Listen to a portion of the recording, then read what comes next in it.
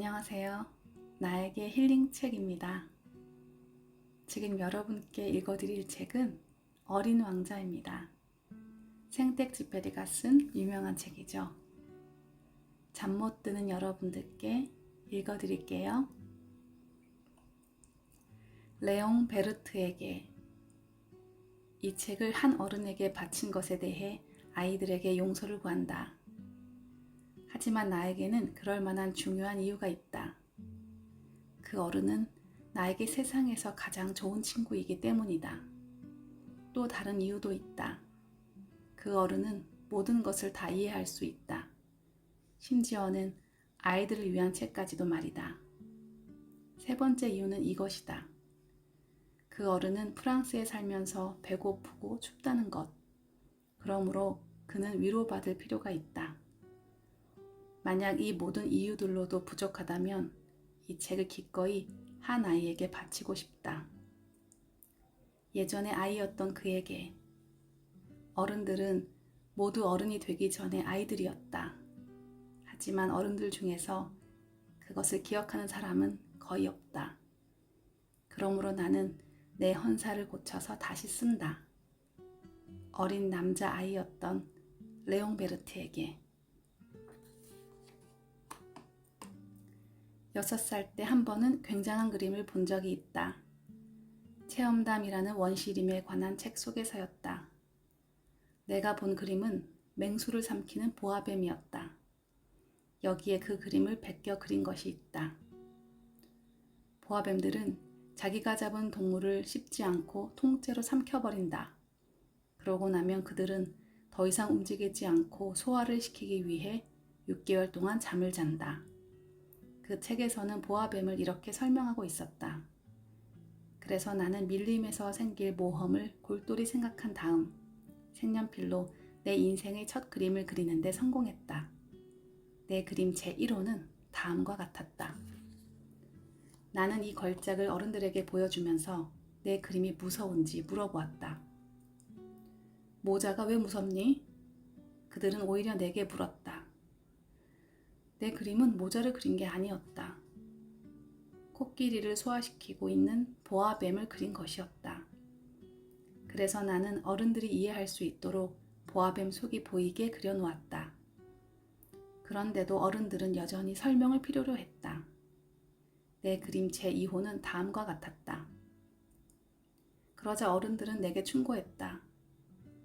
보아뱀 속이 보이든 안 보이든 간에 그런 것들은 옆으로 치워두고 지리, 역사, 수학, 문법 같은 것에 관심을 가지라고.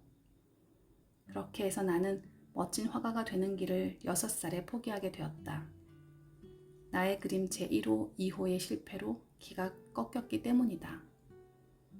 어른들은 혼자서는 결코 아무것도 이해하지 못한다.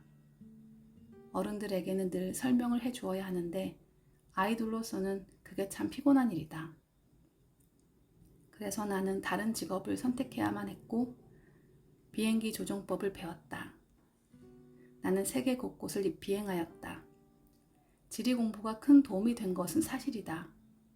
중국인지 애리조나인지 한눈에 척 보면 알 수 있었으니까. 특히 밤에 길을 잃고 헤맬 때는 아주 유익하다. 그렇게 해서 나는 살아가는 동안 진지한 사람들을 아주 많이 만나게 되었다. 어른들 사이에서 많은 것을 겪었고 그들을 아주 가까이에서 볼 수 있었다. 그렇다고 해서 내 의견이 그렇게 많이 바뀐 것은 아니다. 좀 총명해 보이는 친구를 하나 만나게 되었을 때 나는 여전히 간직하고 있던 내 그림 제1호를 가지고 실험을 해보았다. 그가 정말로 이해력이 있는지 알고 싶었다. 그런데 이번에도 그건 모자군 이라는 대답이었다.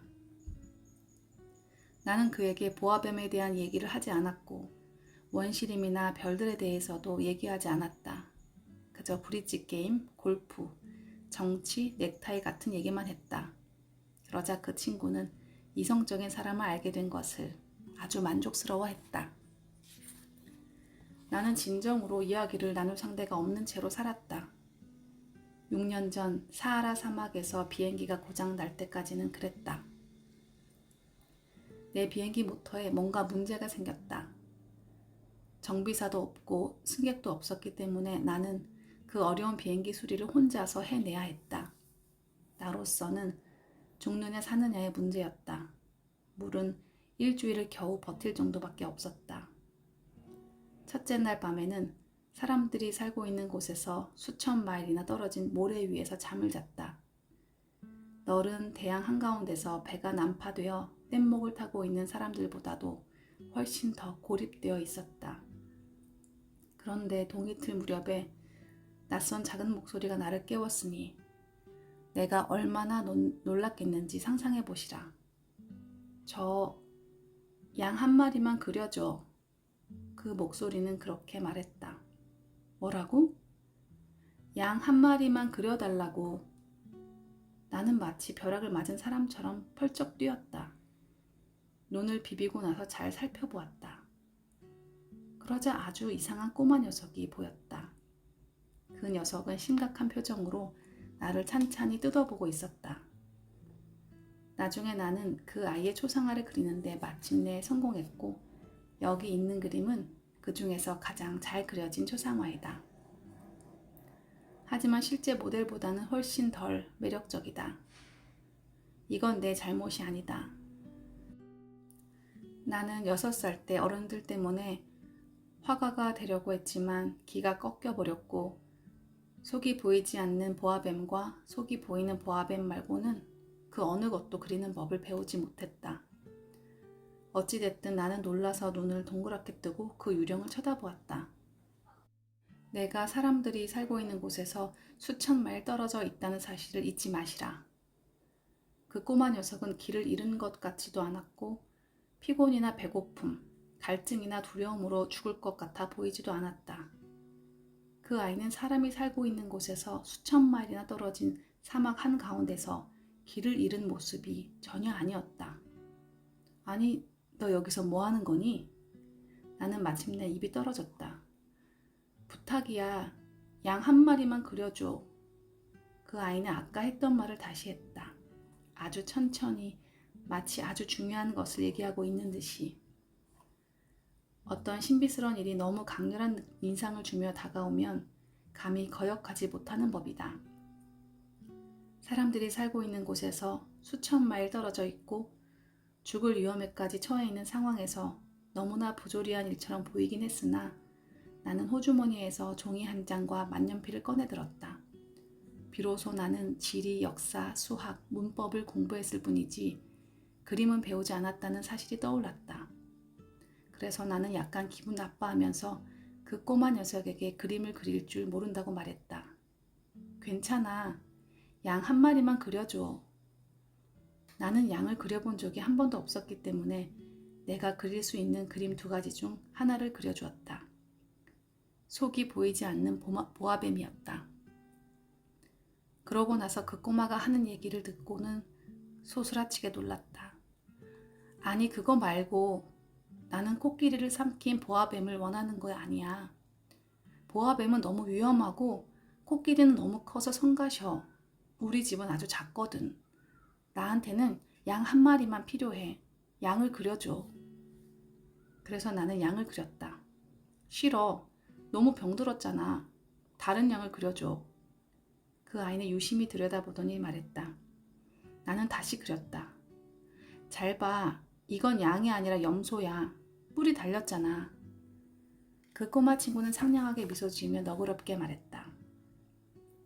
그래서 나는 다시 그렸다. 하지만 앞에 그림들과 마찬가지로 거절당했다. 이 양은 너무 늙었어. 나는 오래오래 살 수 있는 양 갖고 싶어. 그때 나는 조바심이 난 데다가 서둘러 모터를 분해해야 했기 때문에 급한 손놀림으로 다음과 같은 그림을 그렸다. 자, 이건 상자야. 내가 원하는 양은 이 안에 있어. 어린 심판관 얼굴이 환해졌고 나는 그 사실에 매우 놀랐다. 바로 이거야. 이 양에게 풀이 많이 필요할까? 그건 왜? 왜냐하면 우리 집은 아주 작거든. 괜찮을 거야. 장담해. 너에게 아주 작은 양을 주었으니까. 그렇게 작지는 않은걸? 저런. 양이 잠들었네. 그 아이는 고개를 그림 쪽으로 숙이며 말했다. 이렇게 해서 나는 어린 왕자를 알게 되었다. 어린 왕자가 어디서 왔는지 이해하기까지는 한참이 걸렸다. 그는 내게 수없이 많은 질문을 던지면서 내 질문을 영 듣지 않는 것 같았다. 하지만 그가 우연히 내뱉는 말들이 점차 모든 것을 밝혀주었다. 그가 내 비행기를 보고 그 비행기에 대해 물었을 때도 그런 경우였다.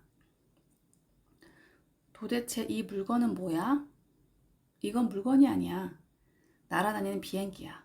내 비행기라니까? 내가 하늘을 날아다닌다는 사실을 알려주게 된 것이 자랑스러웠다. 뭐라고? 그럼 하늘에서 떨어진 거네? 어린 왕자가 소리쳤다. 나는 간단하게 대답했다. 아, 그거 참 재미있다. 어린 왕자는 아주 귀엽게 웃음을 터뜨렸지만 나는 몹시 화가 났다. 내 불행을 좀 심각하게 여겨주기를 바랐으니까. 그렇다면 아저씨도 하늘에서 왔구나. 어떤 행성에서 온 거야?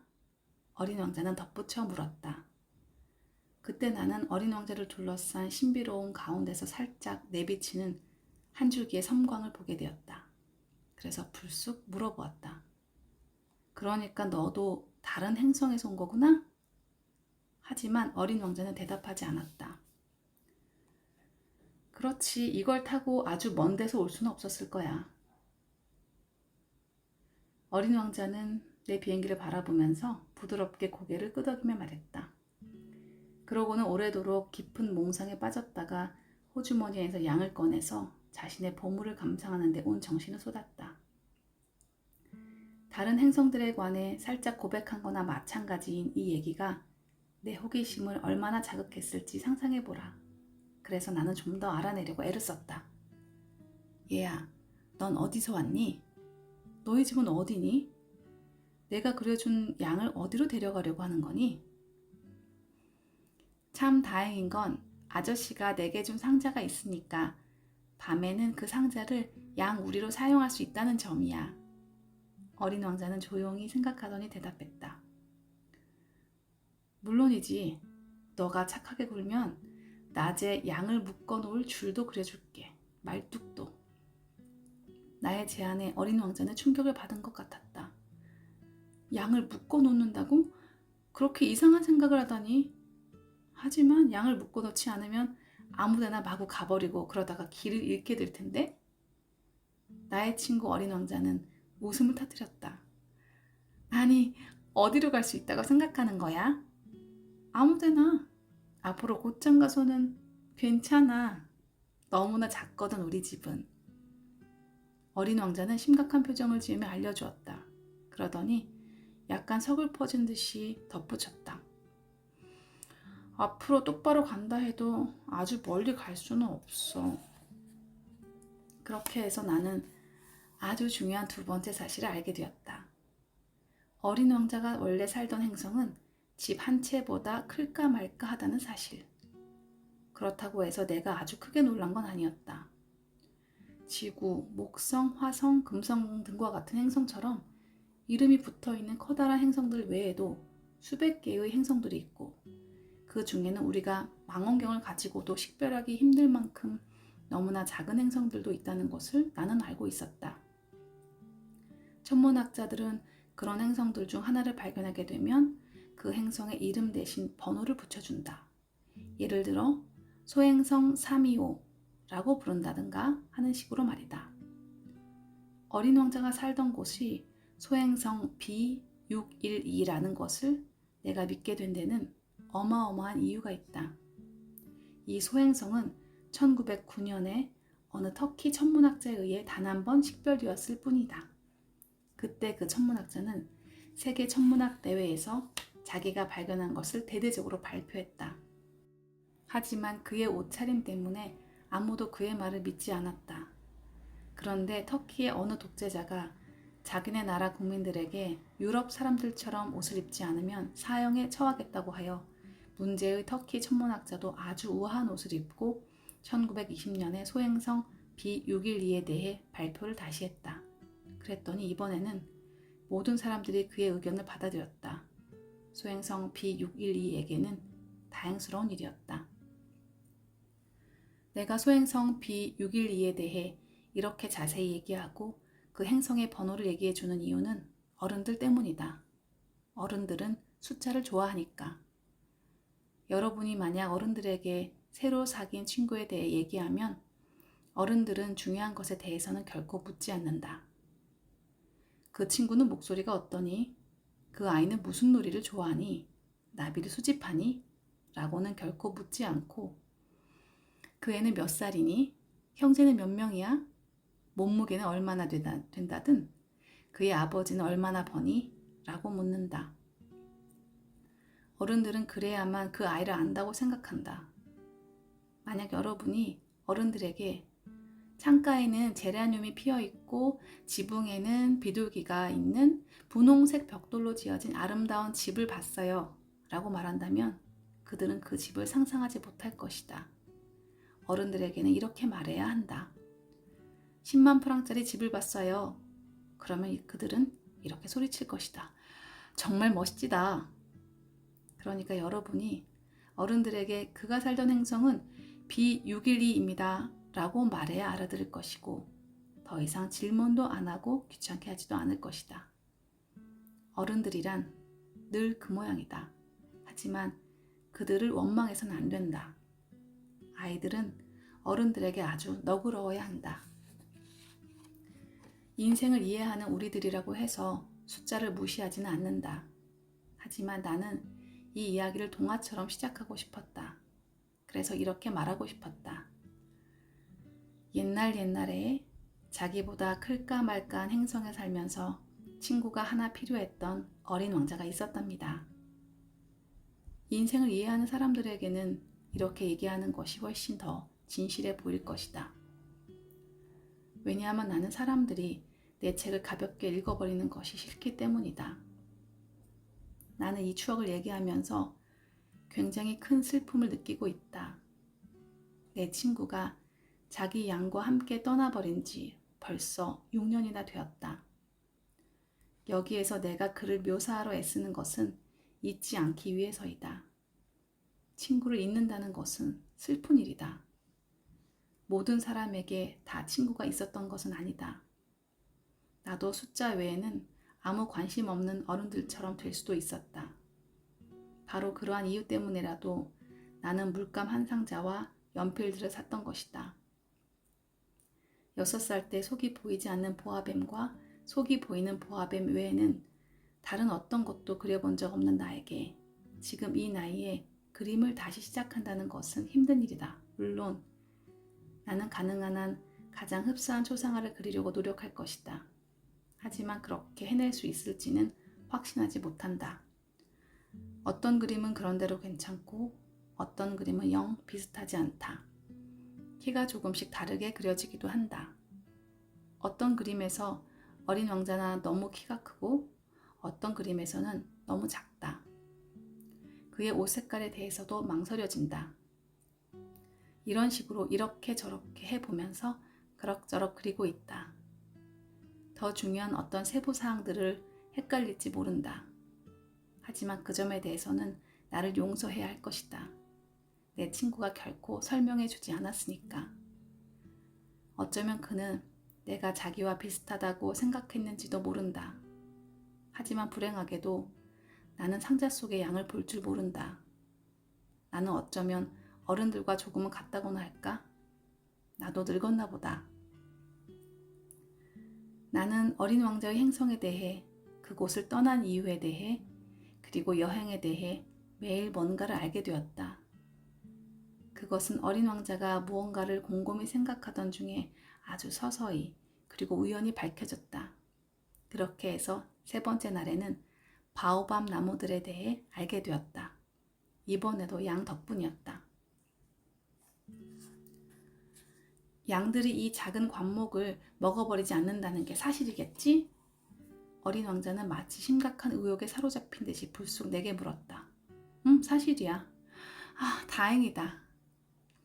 양들이 작은 관목을 먹는지 안 먹는지가 왜 그토록 중요한지 나는 이해하지 못했다. 그런데 어린 왕자가 덧붙였다. 그러면 양들이 바오밤 나무를 먹을까? 나는 어린 왕자에게 바오밥 나무는 작은 관목이 아니라 교회 건물만큼이나 큰 나무이며 설사 코끼리 떼를 데려온다 해도 바오밥 나무 단 한 그루도 끝장내지 못할 것이라고 말해주었다. 코끼리들을 쌓아놓아야 할걸? 코끼리 떼라는 말에 어린 왕자는 웃으며 말했다. 그리고 똑똑하게 덧붙였다. 바오밥 나무도 다 크기 전에는 작은 나무였을 거야. 그래, 맞아. 그런데 왜 양들이 어린 바오밥 나무를 먹어버리기를 바라니? 아니, 생각해봐. 어린 왕자는 너무나 뻔한 이야기라도 된다는 듯이 말했다. 그래서 나는 스스로 이 문제를 이해하기 위해 머리를 쥐어짜야만 했다. 어린 왕자 행성에는 다른 모든 행성과 마찬가지로 좋은 풀과 나쁜 풀이 있다.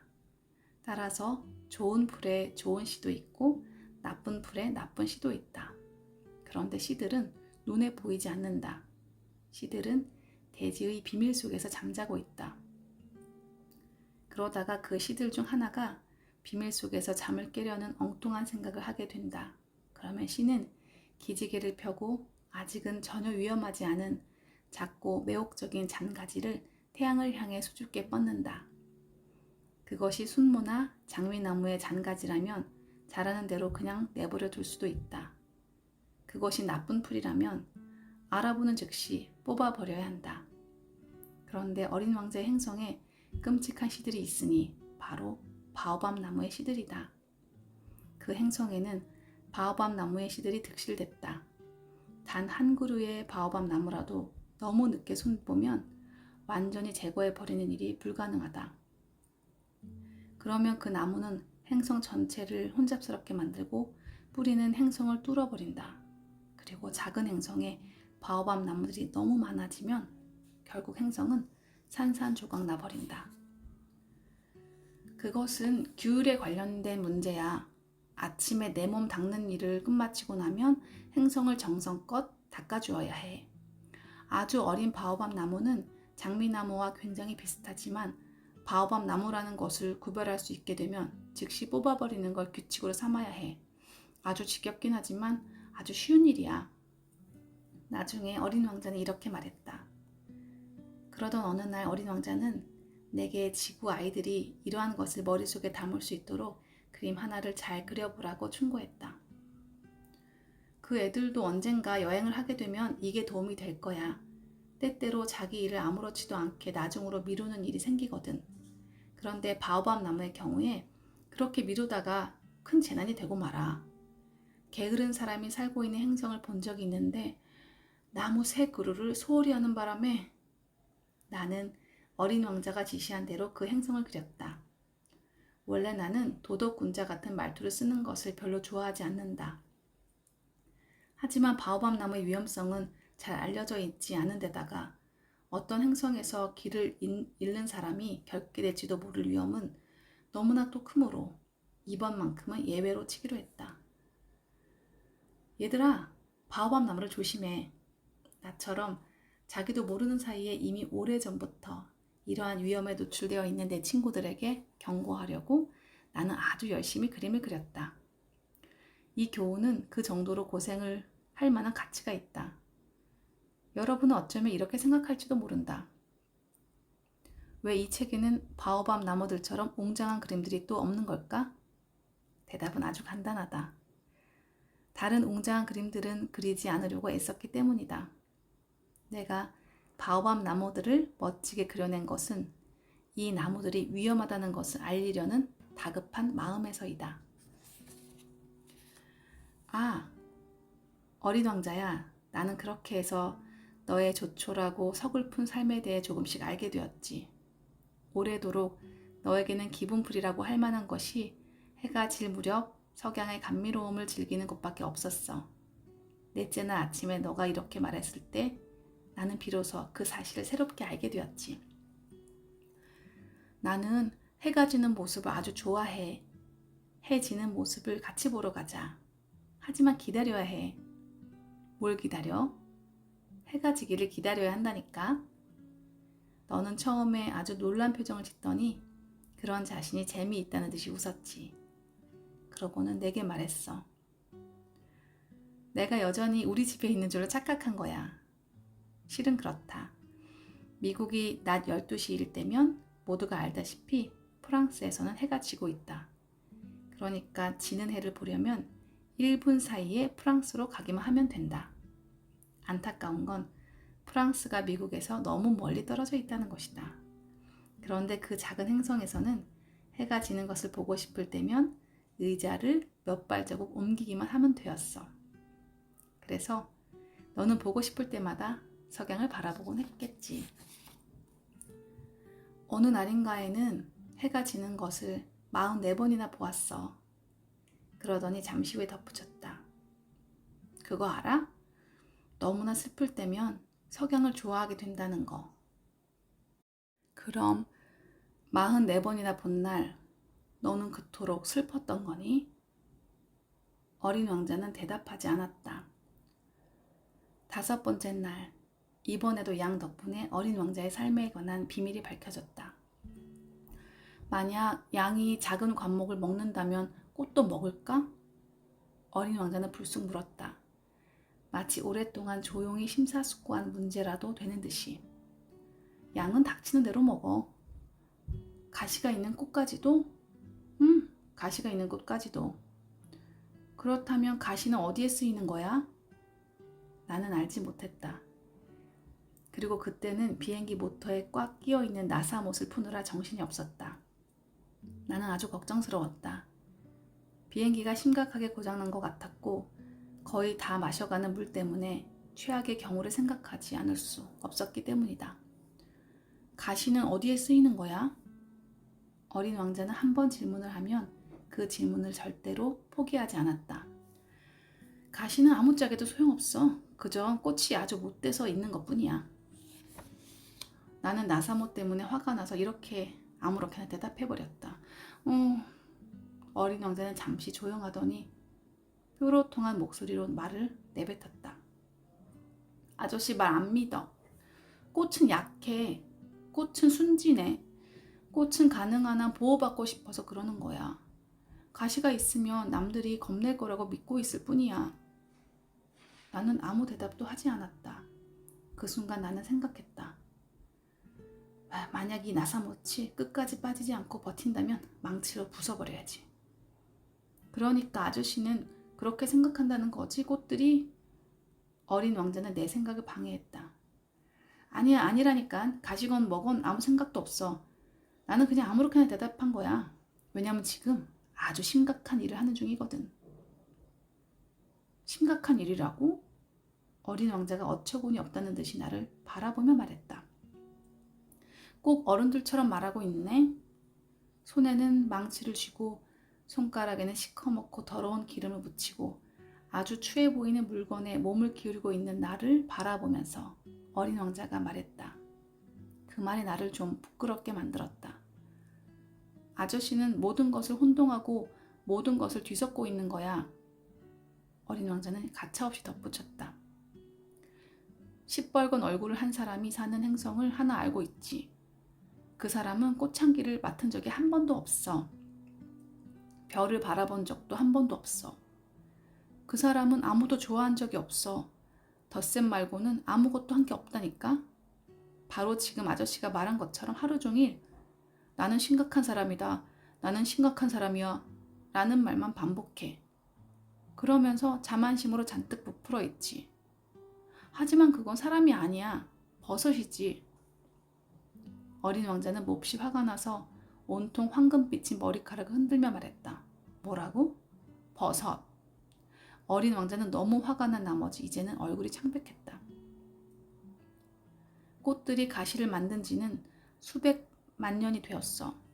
어찌됐든 양들이 꽃을 먹는 것도 수백만 년 된 일이야. 그런데 왜 장미나무가 아무짝에도 소용없는 가시를 만드느라 이렇게 힘들어야 하는지 이해하려는 게 심각한 일이 아니라고? 양들과 꽃들 간의 전쟁이 중요하지 않다고? 그것이 시뻘겋고 뚱뚱한 사람의 덧셈보다 덜 심각하고 덜 중요하다고? 내 행성 외에는 그 어디에도 존재하지 않고 세상에서 유일한 꽃을 내가 알고 있고 작은 양 한 마리가 어느 날 아침에 자기가 뭘 하고 있는지도 깨닫지 못한 채 한 입에 그 꽃을 없애버릴 수도 있는데 그게 중요하지 않다고? 어린 왕자는 얼굴을 붉히며 말을 이었다. 수백만 수천만의 별들 중에서 딱 하나의 별에만 존재하는 딱 한 송이 꽃을 누군가 사랑한다면 그 사람은 그 별을 바라보는 것만으로도 충분히 행복해질 수 있어. 그러면서 그는 중얼거릴 거야. 내 꽃이 저기 어딘가에 있어. 하지만 만약 양이 그 꽃을 먹어버린다면 그에게는 모든 별들이 갑자기 한꺼번에 사라져버린 것 같을 거야. 그런데도 중요하지 않다고 말하다니. 어린 왕자는 더 이상 아무 말도 하지 않았다. 어린 왕자는 갑자기 울음을 터뜨렸다. 이제 날은 어두워져 밤이 되었다. 나는 연장들을 내려놓았다. 그러고는 내 망치, 내 나사못, 갈증과 죽음, 이 모든 것을 한껏 비웃었다. 어느 행성에, 지구라는 내 행성에 위로해 주어야 할 어린 왕자가 하나 있었던 것이다. 나는 그를 품에 안았다. 그러고는 등을 도닥이며 말했다. 내가 사랑하는 그 꽃은 위험에 처해 있지 않아. 내가 너의 양에게 불이망을 그려줄 테니까 내 꽃을 위해 갑옷도 그려줄게. 나는 뭐라고 말해야 할지 알 수가 없었다. 나 자신이 몹시 서투르다는 느낌이 들었다. 울고 있는 어린 왕자의 마음에 어떻게 다가갈 수 있는지, 어느 지점에서 다시 만날 수 있는지 알 수가 없었다. 참으로 불가사의하다. 나는 이 꽃을 더 잘 알아야 한다는 것을 얼른 눈치챘다. 어린 왕자의 행성에는 아주 소박한 꽃들이 있었다. 꽃잎들이 한 겹으로만 장식되어 있고 자리를 거의 차지하지 않으면서 아무도 방해하지 않는 그런 꽃들 말이다. 꽃들은 어느 날 아침 풀들 사이에서 피더니 그날 저녁에 시들어 버렸다. 하지만 어린 왕자의 그 꽃은 언제 어디에서 왔는지조차 알 수 없는 씨앗에서 오미 텄다. 다른 장가지와는 영 다르게 생긴 그 장가지를 어린 왕자는 아주 가까이에서 지켜보았다. 새로운 종류의 바오밥 나무일 수도 있었으니까. 하지만 그 작은 나무는 곧 성장을 멈추더니 꽃 한 송이를 피울 준비를 하기 시작했다. 어린 왕자는 커다란 꽃망울이 자리 잡는 것을 보고는 거기에서 뭔가 기적이 나타나리라는 것을 느꼈다. 그 꽃은 작은 초록색 방 안에서 끊임없이 아름다워질 준비를 했다. 꽃은 정성스럽게 자신의 색깔을 골랐다. 옷도 천천히 입고 꽃잎도 하나하나 가다듬었다. 개 양귀비처럼 구겨진 모습으로는 나오고 싶어 하지 않았다. 자신의 모습이 찬란하도록 아름다울 때 비로소 나오고 싶어 했다. 그래, 맞다. 아주 멋을 부리는 꽃이었던 것이다. 그 비밀스러운 화장은 며칠이고 계속되었다. 그러더니 어느 날 아침 막 동이 틀 무렵에 모습을 드러냈다. 이제 막 일어나서 미안해요. 아직 머리가 많이 헝클어져 있어서. 그토록 꼼꼼하게 준비해 왔음에도 불구하고 하품을 하며 말했다. 너무나 아름다우시군요. 어린 왕자는 감탄을 금치 못했다. 그렇죠? 게다가 저는 해와 동시에 태어났으니. 꽃이 부드럽게 대답했다. 어린 왕자는 그 꽃이 별로 겸손하지 못하다는 것을 금세 짐작할 수 있었다. 하지만 얼마나 감동적이던지. 아침 식사 시간인 것 같은데 제 생각도 좀 해주실 수 있는지요? 꽃은 얼른 덧붙였다. 그러자 어린 왕자는 몹시 당황하면서 신선한 물이 들어있는 물뿌리개를 가져와 꽃에 물을 주었다. 얼마 지나지 않아 꽃은 까다로운 허영심으로 어린 왕자를 괴롭히기 시작했다. 예를 들어 어느 날 꽃은 자신의 가시 4개에 대해 얘기하던 중 어린 왕자에게 이렇게 말했다. 호랑이가 발톱을 세우고 덤벼들 수도 있어요. 내 행성에는 호랑이가 없어요. 게다가 호랑이는 풀을 먹지 않습니다. 어린 왕자가 대꾸했다. 나는 풀이 아니에요. 어린 왕자의 말에 꽃은 부드럽게 말했다. 죄송해요. 나는 호랑이 따위는 전혀 무섭지 않아요. 하지만 바람은 끔찍하게 싫어요. 혹시 바람막이를 갖고 계신가요? 바람을 끔찍하게 싫어하다니 식물로서는 참 안 된 일이군. 이 꽃은 정말 까다로워. 어린 왕자는 생각했다. 저녁에는 내게 덮개를 씌워주세요. 당신의 행성은 아주 춥거든요. 살기 불편한 곳이에요. 제가 살던 곳은 그 꽃은 더 이상 말을 하지 못했다. 씨앗 형태로 왔으니 말이다. 그 꽃은 다른 세계에 대해서는 아무것도 알지 못했다. 뻔한 거짓말을 하려다가 갑자기 들킨 것이 부끄러워진 그 꽃은 자기 잘못을 어린 왕자에게 돌리려는 듯이 두세 번 콜록거리더니 말했다. 그런데 바람막이는요? 막 찾으러 가려던 참이었는데 당신이 얘기를 했잖아요. 그러자 꽃은 어떻게든 어린 왕자에게 양심의 가책을 느끼게 하려고 억지로 기침을 해댔다. 그렇게 해서 어린 왕자는 꽃을 사랑하고 호의를 갖고 있음에도 불구하고 곧 그 꽃을 의심하게 되었다. 별로 중요하지도 않은 꽃의 말들을 심각하게 여겼으며 아주 불행해졌다.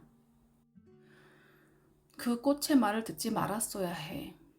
꽃들의 얘기는 절대 듣지 말아야 해. 그저 바라보고 향기를 맡는 것으로 그쳐야 해. 나의 꽃은 내 행성 전체를 향기롭게 했어. 하지만 나는 그걸 즐기지 못했어. 그 짜증스러운 발톱 이야기를 들었을 때 꽃을 측은히 여겼어야 했는데.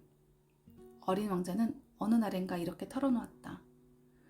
나는 그때 아무것도 이해할 줄 몰랐어. 꽃의 말이 아니라 행동을 보고서 판단을 내렸어야 하는데 말이야. 그 꽃은 내게 향기를 뿜어주었고 나를 환하게 빛나게 해주었잖아. 나는 절대로 도망치지 말았어야 해.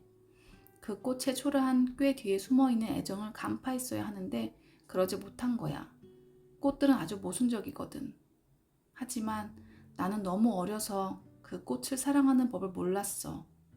어린 왕자는 이렇게 고백을 했다. 어린 왕자는 자기 행성에서 빠져나오는데 철새들의 이동을 이용했던 것 같다. 출발하는 날 아침에 어린 왕자는 자기 행성을 잘 정돈해 놓았다. 활화산들의 분화구는 막히지 않도록 정성껏 청소해 주었다.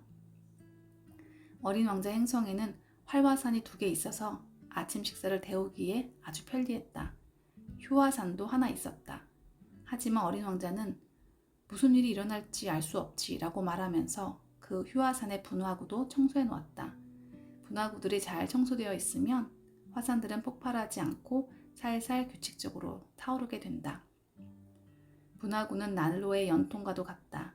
우리 지구에서는 화산 분화구를 직접 청소하지 못한다. 당연히 화산이 우리보다 훨씬 크기 때문이다. 바로 그 때문에 화산들은 우리에게 숱한 골칫거리를 안겨주는 것이다. 어린 왕자는 좀 서글퍼하면서 바오밥 나무의 마지막 싹을 뽑아버렸다. 다시는 돌아오지 말아야 한다고 생각했기 때문이다. 평소에는 별 생각 없이 익숙하게 하던 그 모든 일들이 그날 아침에는 굉장히 애틋하게 느껴졌다. 마지막으로 꽃에 물을 주고 나서 덮개를 씌워주려는 순간 갑자기 울고 싶어졌다. 이젠 안녕. 꽃은 대답하지 않았다. 잘 지내. 어린 왕자는 반복해서 인사했다. 꽃은 콜록거렸다. 하지만 그것은 감기 때문이 아니었다. 그러더니 마침내 말했다. 내가 어리석었어. 사과할게. 부디 행복하렴. 어린 왕자는 꽃이 아무런 불평도 하지 않는 것에 대해 놀랐다. 너무 당황한 나머지 덮개를 손에 든 채로 멍하니 있었다. 꽃이 왜 그토록 차분하고 부드러운지 이해하지 못했던 것이다. 그래, 너를 사랑해. 내가 못되게 구는 바람에 너는 그 사실을 전혀 몰랐겠지. 하지만 괜찮아. 너도 나처럼 바보였어. 행복해야 돼. 이 덮개는 내버려둬. 나는 더 이상 그 덮개를 쓰고 싶지 않아. 꽃이 말했다. 하지만 바람이 감기에 그리 심하게 걸리지는 않아. 신선한 밤 공기가 오히려 내 몸에 좋을 거야. 나는 꽃이거든. 하지만 짐승들이 나비들과 알고 지내기를 바란다면 벌레 2-3마리 정도는 견뎌내야 해. 아주 아름다운 일이 될 거야. 그들 아니면 누가 나를 방문하겠어. 너는 멀리 갈 거잖아. 큰 짐승들은 전혀 두렵지 않아. 나도 발톱을 갖고 있거든. 그러면서 꽃은 순진하게 자신의 가시 4개를 가리켜 보았다. 그렇게 어정거리고 있지 마. 짜증나니까. 너는 떠나기로 결정했잖아. 그러니까 이제 가. 꽃은 덧붙여 말했다. 우는 모습을 어린 왕자에게 보이고 싶지 않았기 때문이다. 너무나 자존심이 강한 꽃이었기에. 어린 왕자는 소행성 325, 326, 327, 328, 329, 330이 있는 지역에 갔다. 일자리를 구하고 다른 세상을 배우려고 그 소행성들을 방문했던 것이다. 첫 번째 행성에는 어떤 왕이 살고 있었다. 그 왕은 자주색 천과 흰 단비 모피로 된 망토를 입고서 아주 간소하지만 위험 있는 옥좌에 앉아 있었다. 나의 신하로군. 왕은 어린 왕자를 보자마자 이렇게 말했다. 나를 한 번도 본 적이 없으면서 어떻게 나를 알아볼 수 있을까? 어린 왕자는 생각했다. 왕들에게는 세상이 아주 단순하다는 것을 어린 왕자는 몰랐다. 모든 인간은 그저 신하일 뿐이었다. 짐이 너를 더 잘 볼 수 있도록 가까이 오라. 왕은 마침내 누군가에게 왕이 되었다는 사실에 아주 긍지를 느끼며 말했다. 어린 왕자는 앉을 만한 자리를 눈으로 찾았다. 하지만 그 행성은 멋진 단비당 망토로 꽉 들어차 있었다. 어린 왕자는 서 있어야 했고 피곤했던 탓에 하품을 했다. 왕의 면전에서 하품하는 것은 예의에 어긋나느니라. 짐이 너에게 하품하는 것을 그만오라. 왕이 말했다. 하품을 참을 수가 없었어요. 긴 여행을 한 데다가 잠도 못 자고. 몹시 당황한 어린 왕자가 말했다. 그렇다면 짐은 너에게 하품하라고 명하노라. 하품하는 사람을 몇 년 동안 하나도 보지 못했구나. 짐에게 있어 하품은 신기한 구경거리로구나. 자, 다시 하품하여라. 이건 명령이다. 그러시니까 겁이 나서 더 이상 하품이 안 나오네요. 어린 왕자는 얼굴이 새빨개지면서 얘기했다. 그렇다면 짐이 너에게 명령하노니 때로는 하품을 하기도 하고 때로는. 왕은 우물우물 말했다. 화가 난 것 같았다. 왜냐하면 왕은 기본적으로 자기 권위가 존중되기를 바라기 때문이다. 그는 복종하지 않는 것을 허용하지 않았다. 그는 절대 군주였던 것이다. 하지만 그 왕은 아주 선한 사람이었기에 이치에 맞는 명령만 내렸다. 짐이 만약 어떤 장군에게 바다의 새로 변하라고 명령을 내렸는데 그 장군이 명령에 복종하지 않았다면 그것은 장군의 잘못이 아닐 것이다. 그것은 짐의 잘못일 것이다. 왕은 이렇게 말하곤 했다. 저 좀 앉아도 될까요? 어린 왕자가 조심스럽게 물었다. 짐은 너에게 앉으라고 명하노라. 왕은 단비 망토 자락을 위험 있게 잡아당기며 말했다. 어린 왕자는 놀라움을 금치 못했다. 행성이 너무나도 조그마했기 때문이다. 왕은 도대체 무엇을 다스린단 말인가? 전하, 죄송하지만 여쭤볼 것이 있습니다. 짐은 내게 질문하라고 명하노라. 왕은 서둘러 말했다. 전하, 전하는 무엇을 다스리고 계십니까? 모든 것을 다스린다. 왕은 아주 간단히 대답했다.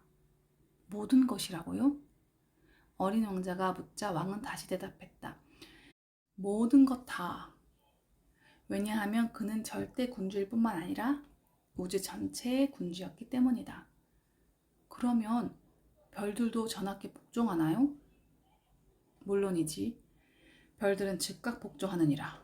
짐은 규율을 지키지 않는 것을 용서하지 못하느니라. 어린 왕자는 그러한 권력에 대해 감탄했다. 자기에게도 그런 권력이 있다면 의자를 전혀 움직이지 않고도 해가 지는 것을 하루에 44번 아니라 72번, 아니 100번까지도, 아니 200번까지도 볼 수 있을 텐데. 그러다가 버려두고 온 작은 행성이 떠올라서 좀 슬퍼진 어린 왕자는 왕에게 은혜를 베풀어 달라고 용기를 내어 간청했다. 저는 해가 지는 것을 보고 싶습니다. 그럴 수 있게 해주세요. 해가 지도록 명령을 내려주세요.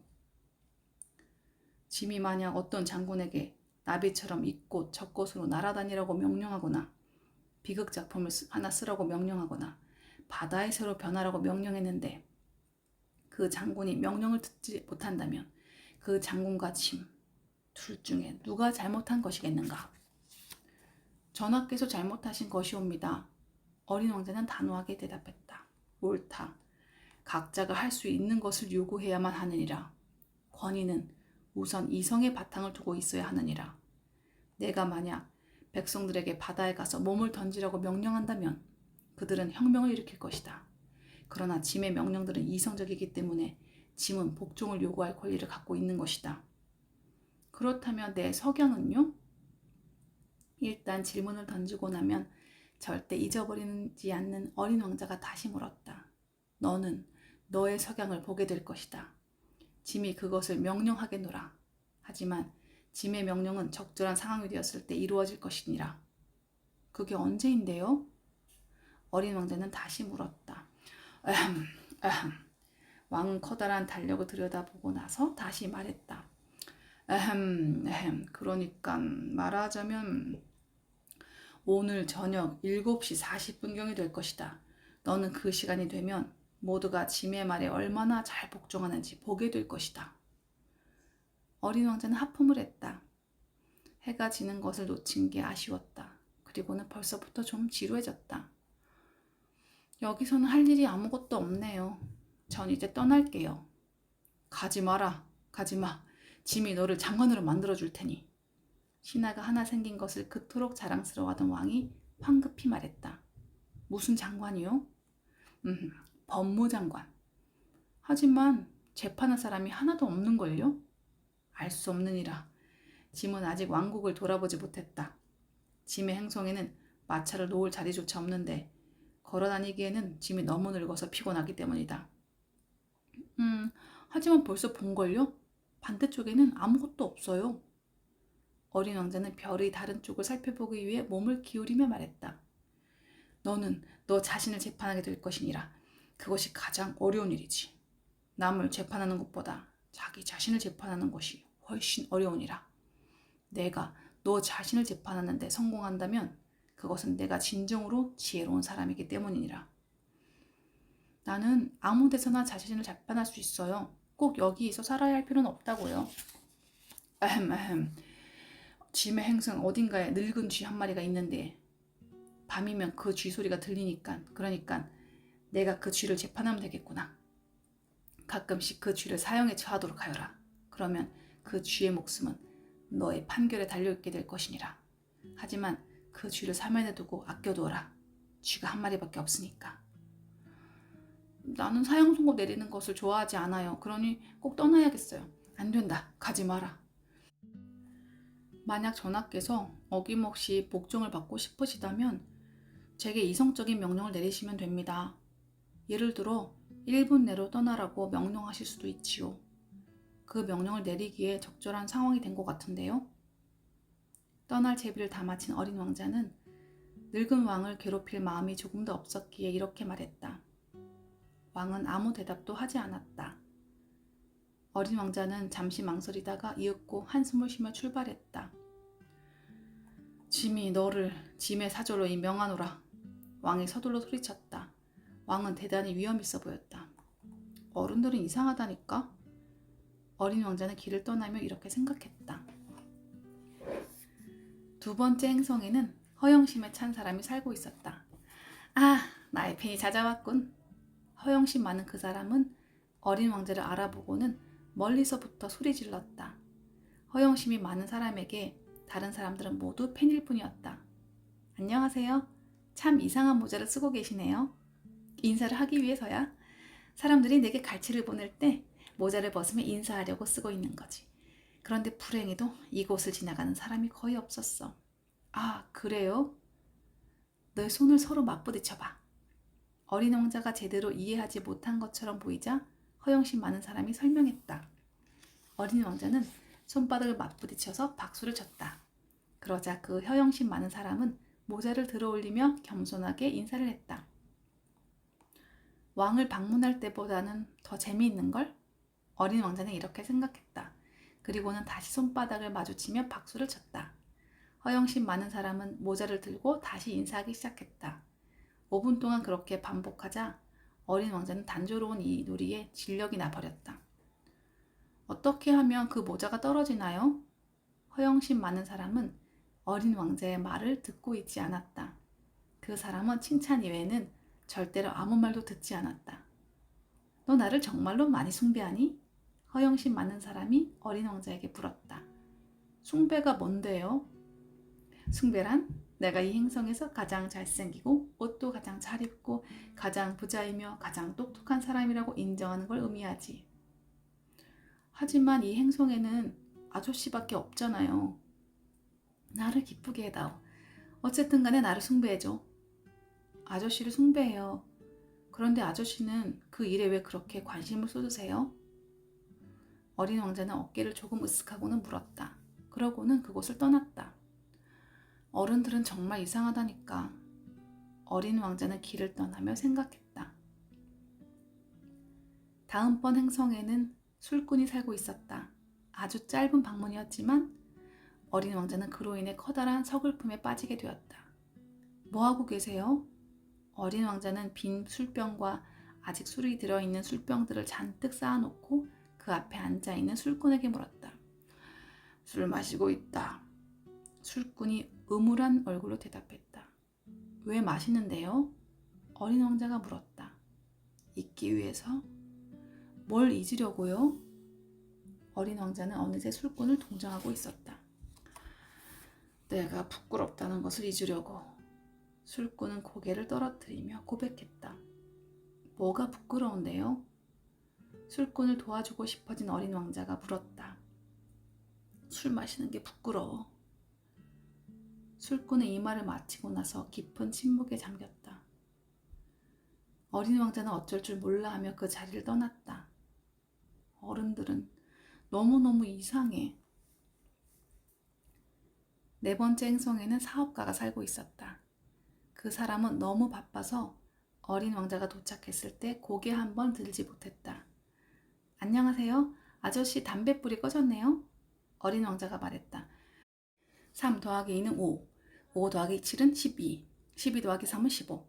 안녕. 15 더하기 7은 22. 22 더하기 6은 28. 담뱃불을 다시 붙일 시간이 없어. 26 더하기 5는 30에 휴. 그러니까 5162만 2731이군. 5100만 뭐라고요? 응, 너 아직도 거기 있니? 5100만. 아, 더 이상 모르겠네. 나는 일이 너무나 많아. 나는 진지한 사람이야. 허튼 소리나 하며 노는 사람이 아니야. 2 더하기 5는 7. 5100만 뭐라고요? 일단 질문을 하고 나면 포기한 적이 단 한 번도 없는 어린 왕자가 다시 물었다. 사업가는 고개를 들고 어린 왕자를 바라보았다.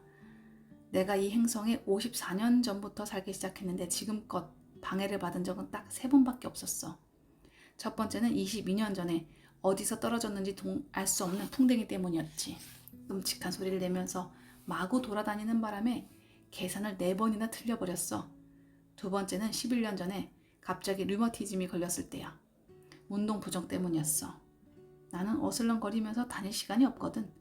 나는 진지한 사람이야. 세 번째는 바로 2번이야. 내가 뭐라고 했더라? 5100만.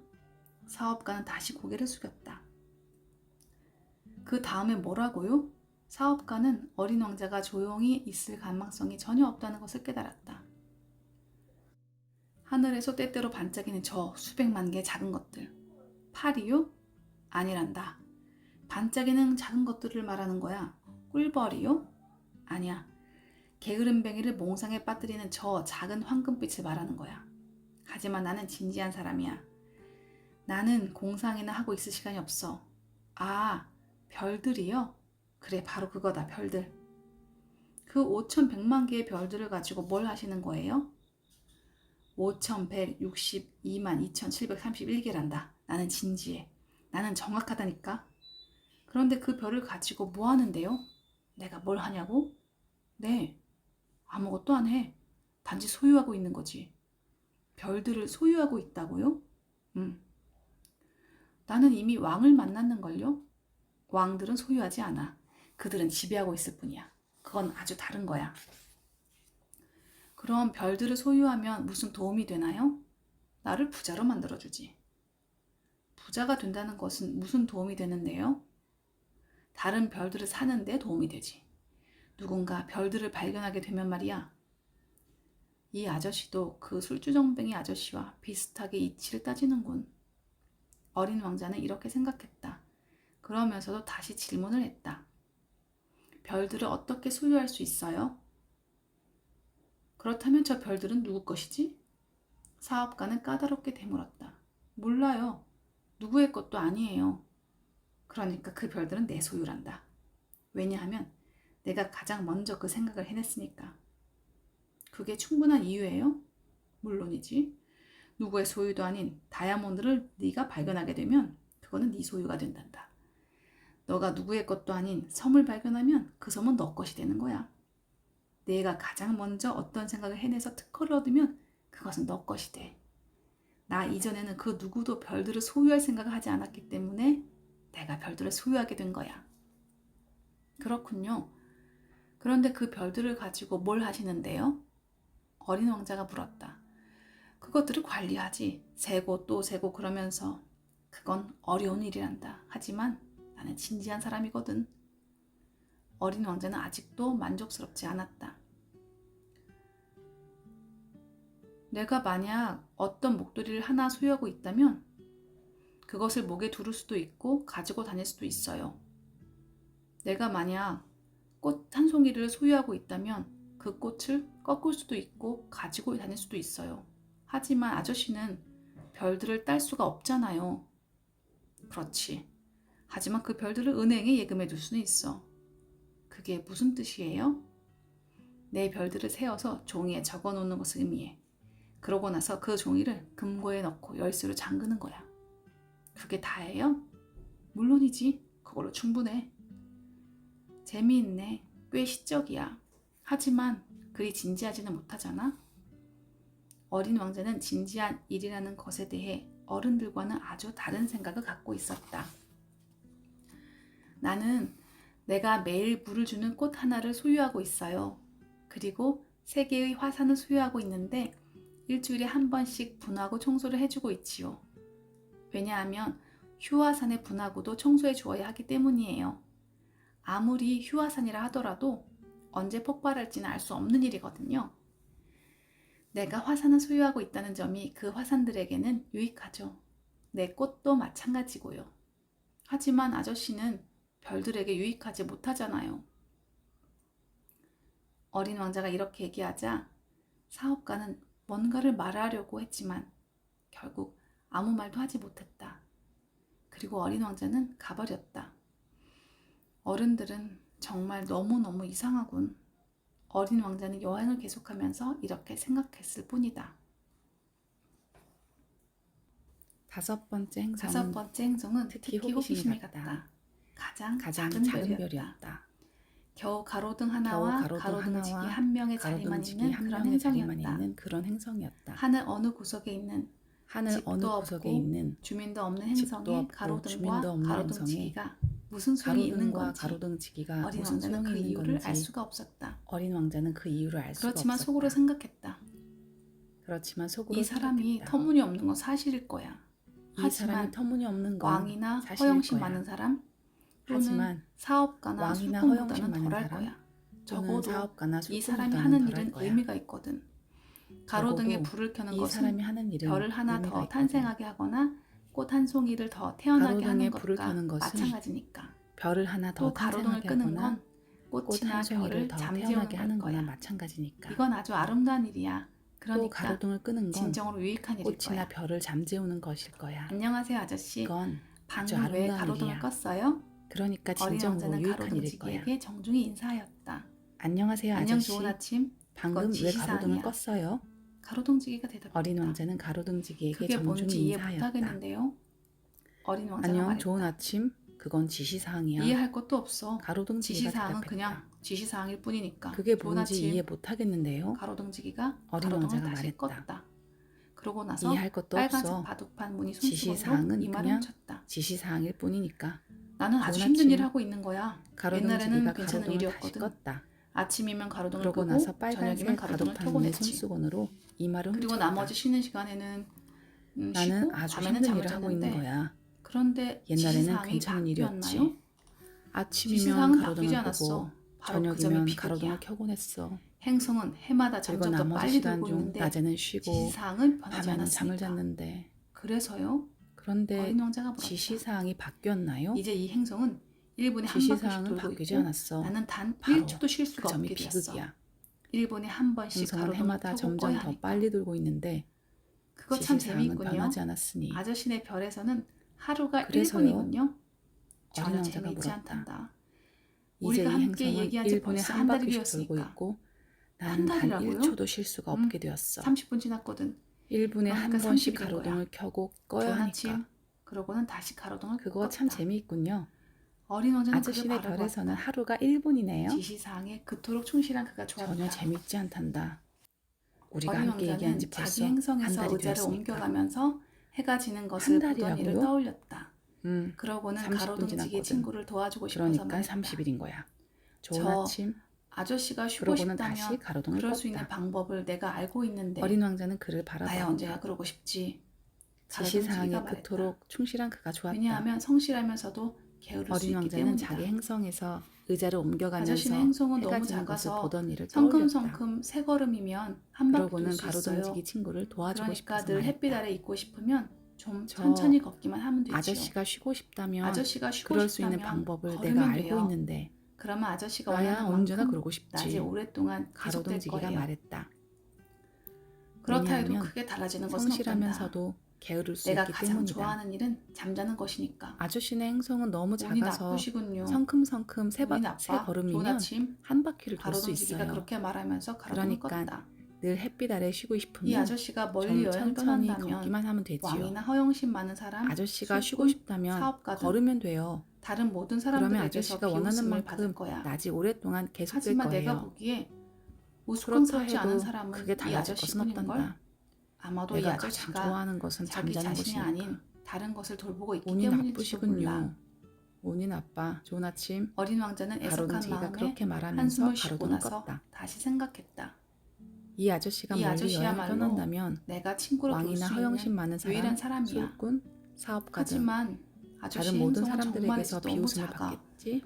두 사람이 있기에는 하지만 너무 내가 비좁아. 보기에 우스꽝스럽지 하지만 않은 어린 사람은 왕자가 이 아저씨인 차마 뿐인걸. 스스로에게도 고백하지 못한 아마도 것은 이 하루 아저씨가 24시간 자기 자신이 동안 아닌 다른 것을 돌보고 있기 1440번이나 때문일지도 몰라. 석양을 볼 수 있는 이 축복받은 어린 행성을 왕자는 아쉬워한다는 애석한 마음에 점이다. 한숨을 쉬고 다시 생각했다.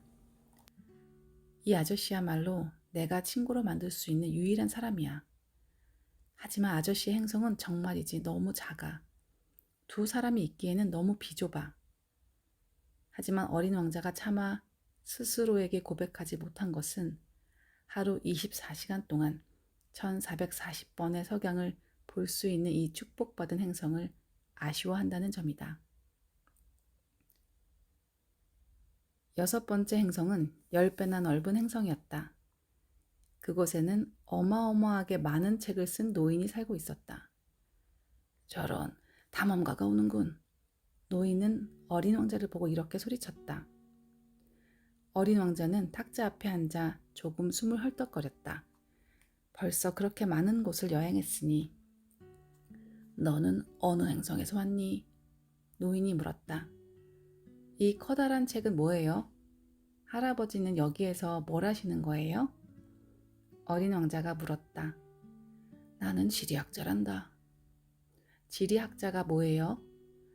바다, 강, 도시, 산, 사막이 어디 있는지 알고 있는 박식한 사람을 가리키는 말이야. 그거 참 흥미롭군요. 그거야말로 진정한 일이군요. 어린 왕자는 이렇게 말하고 나서 자기 주변을 두리번거리며 지리학자의 행성을 살펴보았다. 어린 왕자는 그렇게 웅장한 행성을 아직 본 적이 없었다. 할아버지네 별은 아주 아름답네요. 큰 바다도 있나요? 나도 모른단다. 지리학자가 말했다. 아, 그럼 산은요? 어린 왕자는 실망해서 다시 물었다. 그것도 몰라. 그럼 도시와 강과 사막은요? 그것도 나는 모른단다. 할아버지는 지리학자이시잖아요. 그래, 맞다. 하지만 나는 탐험가가 아니야. 나에게는 지금 탐험가들이 절대적으로 부족해. 도시, 강, 산, 바다, 대양, 사막의 수를 세는 것은 지리학자 일이 아니거든. 지리학자는 그렇게 어슬렁거리며 돌아다니기에는 너무나 중요한 사람이야. 자기 책상을 떠나면 안 돼. 탐험가들을 맞아들여서 그들에게 물어보고 그들이 기억하고 있는 것들을 기록해두지. 그들 중 어느 한 사람의 기억이 흥미로워 보이면 지리학자는 그 탐험가의 도덕성을 조사해. 그건 왜요? 만약 탐험가가 거짓말을 한다면 지리책에 끔찍한 결과를 가져다 줄 테니까. 그리고 만약 탐험가가 술을 너무 많이 마셔도 마찬가지의 결과가 생겨. 왜요? 술주정뱅이들에게는 사물이 둘로 보이거든. 그러면 지리학자는 산이 하나밖에 없는 곳에다가 산이 2개 있다고 기록하게 될 거야. 나쁜 탐험가가 될 것 같은 사람을 알고 있어요. 어린 왕자가 말했다. 그럴 수 있지. 그러니까 탐험가가 도덕적으로 훌륭해 보이면 그제야 그가 발견한 것에 대해 묻는 거야. 그가 발견한 것을 보러 가나요? 아니, 그렇게 하자면 일이 너무 복잡해. 그래서 탐험가에게 그 증거들을 제공하도록 하지. 예를 들어서 커다란 산을 발견한 경우라면 커다란 돌을 가져오라고 요구한다든지. 지리학자는 갑자기 흥분에 쌓여 덧붙였다. 그런데 너는 먼 곳에서 왔잖니. 바로 탐험가로구나. 내 행성에 대해 묘사해다오. 지리학자는 자신의 기록 장부를 꺼내더니 연필을 깎았다. 탐험가들의 이야기를 우선은 연필로 기록하고 탐험가가 증거들을 제공하면 그때서야 잉크로 기록했다. 자, 얘기해보렴. 지리학자가 말했다. 우리 행성엔 그리 흥미를 끌만한 게 없어요. 아주 작은 행성이거든요. 화산이 3개 있어요. 2개는 활화산이고 하나는 휴화산이에요. 그래도 언제 다시 폭발할지 알 수 없어요. 그렇지, 알 수 없지. 지리학자가 대꾸했다. 4개는 꽃도 하나 있어요. 우리는 꽃을 기록하지 않아. 지리학자가 말했다. 왜요? 아주 예쁜데. 왜냐하면 꽃들은 덧없는 것이거든. 덧없다는 게 무슨 뜻이에요? 지리학 책은 모든 책들 중에서 가장 진지한 책이야. 절대로 시대에 뒤떨어지는 법이 없지. 산이 자리를 바꾸는 일은 아주 드무니까. 대양에 물이 다 말라버리는 일도 아주 드물지. 우리는 영원한 것들을 기록하고 있어. 하지만 휴화산들이 다시 깨어날 수도 있는걸요. 그런데 덧없다는 게 무슨 뜻이에요? 어린 왕자가 지리학자의 말을 가로막으며 물었다. 화산들이 죽어있건 깨어있건 간에 우리들에게는 마찬가지야. 우리에게 중요한 건 산이라는 거야. 산은 변하지 않지. 그런데 덧없다는 게 무슨 뜻이에요? 한 번 던진 질문은 절대로 포기한 적이 없는 어린 왕자가 다시 물었다. 그것은 머지않아 사라져버릴 위험에 처해 있다는 뜻이야. 그럼 내 꽃이 머지않아 사라져버릴 위험에 처해 있단 말이에요? 물론이지. 내 꽃이 머지않아 사라져버릴 위험에 처해 있다니. 세상에 맞서서 자기를 보호하기 위한 거라곤 가시 4개밖에 없는데 게다가 행성에 혼자 있게 내버려두고 왔잖아. 어린 왕자는 처음으로 후회를 하게 되었다. 하지만 용기를 되찾고 다시 물었다. 내가 어느 행성을 방문하면 좋겠어요? 지구라는 행성. 명성이 아주 자자하거든. 어린 왕자는 자신의 꽃을 생각하면서 지리학자의 행성을 떠났다. 7번째 행성은 그러니까 지구였다. 지구는 별 볼 일 없는 흔한 행성이 아니었다. 그곳에는 흑인 왕들을 포함한 120명의 왕, 7,000명의 지리학자, 90만 명의 사업가, 750만 명의 술주정뱅이, 3억 5천만 명의 허영심 많은 사람들, 즉 모두 합쳐 20억의 어른들이 있었다. 지구의 크기가 얼마나 되는지 짐작해 볼 수 있도록 얘기해 주겠다. 전기가 발명되기 전에는 6개 대륙 전체에서 그야말로 군대와도 같은 86만 2,511명의 가로등지기가 지구의 가로등을 관리했다. 좀 멀리서 보면 그 효과가 아주 찬란했다. 이 군대의 동작은 발레 동작처럼 빈틈없이 절제된 모습이었다. 맨 처음은 뉴질랜드와 오스트레일리아의 가로등지기들 차례였다. 그들은 초롱에 불을 켜고 나서 잠을 자러 갔다. 그 다음에는 중국과 시베리아의 가로등지기들이 춤을 출 차례가 되었다. 그러고 나서 그들도 무대 뒤로 사라져버렸다. 그러면 러시아와 인도의 가로등지기들 차례가 되었다. 그 다음에는 아프리카와 유럽의 가로등지기들, 그 다음에는 남아메리카 가로등지기들, 그 다음에는 북아메리카 가로등지기들, 이런 순서대로 차례차례 등장했다. 그들은 무대에 오르는 순서를 틀린 적이 결코 없었다. 그 광경은 정말로 웅장했다. 하지만 가로등이 하나밖에 없는 북극과 남극의 가로등지기는 한가하고 무기력한 생활을 하고 있었다. 말재주를 부리고 싶을 때는 거짓말을 하게 되는 경우도 생긴다. 당신에게 가로등지기에 대해 이야기하면서 나는 그리 정직하지 못했다. 나는 우리 행성을 모르는 사람들에게 우리 행성에 대해 잘못된 생각을 심어주고 있는지도 모른다. 지구 사람들은 아주 작은 자리를 차지하고 있다. 만약 지구에 살고 있는 20억 주민들이 어떤 모임에 참석한 것처럼 촘촘히 선다면 가로 20마일, 세로 20마일 크기의 공공 광장에 어렵지 않게 다 들어갈 수 있을 것이다. 태평양의 가장 작은 섬에 지구 사람들 전체를 쌓아놓을 수도 있을 것이다. 물론 어른들은 당신의 말을 믿지 않을 것이다. 그들은 자기가 많은 자리를 차지하고 있다고 생각하니까. 어른들은 바오밥 나무처럼 자기가 중요한 존재라고 생각한다. 그러니까 당신은 어른들에게 계산을 해보라고 충고하라. 그들은 숫자를 아주 좋아하므로 계산하는 것을 좋아할 것이다. 하지만 당신은 그 지겨운 일에다 시간을 허비하지 마라. 쓸데없는 짓이니까. 당신은 여전히 내 말만 믿으면 된다. 어린 왕자는 지구에 착륙했을 때 아무도 보이지 않아 매우 놀랐다. 달빛 꼬리 모양의 무언가가 모래 속에서 움직이는 것을 보고 실수로 다른 행성에 온 것 같아 벌써부터 걱정이 되었다. 안녕? 어린 왕자는 아무렇게나 인사를 했다. 안녕? 내가 어느 행성에 떨어진 거니? 어린 왕자가 물었다. 지구에 떨어졌어.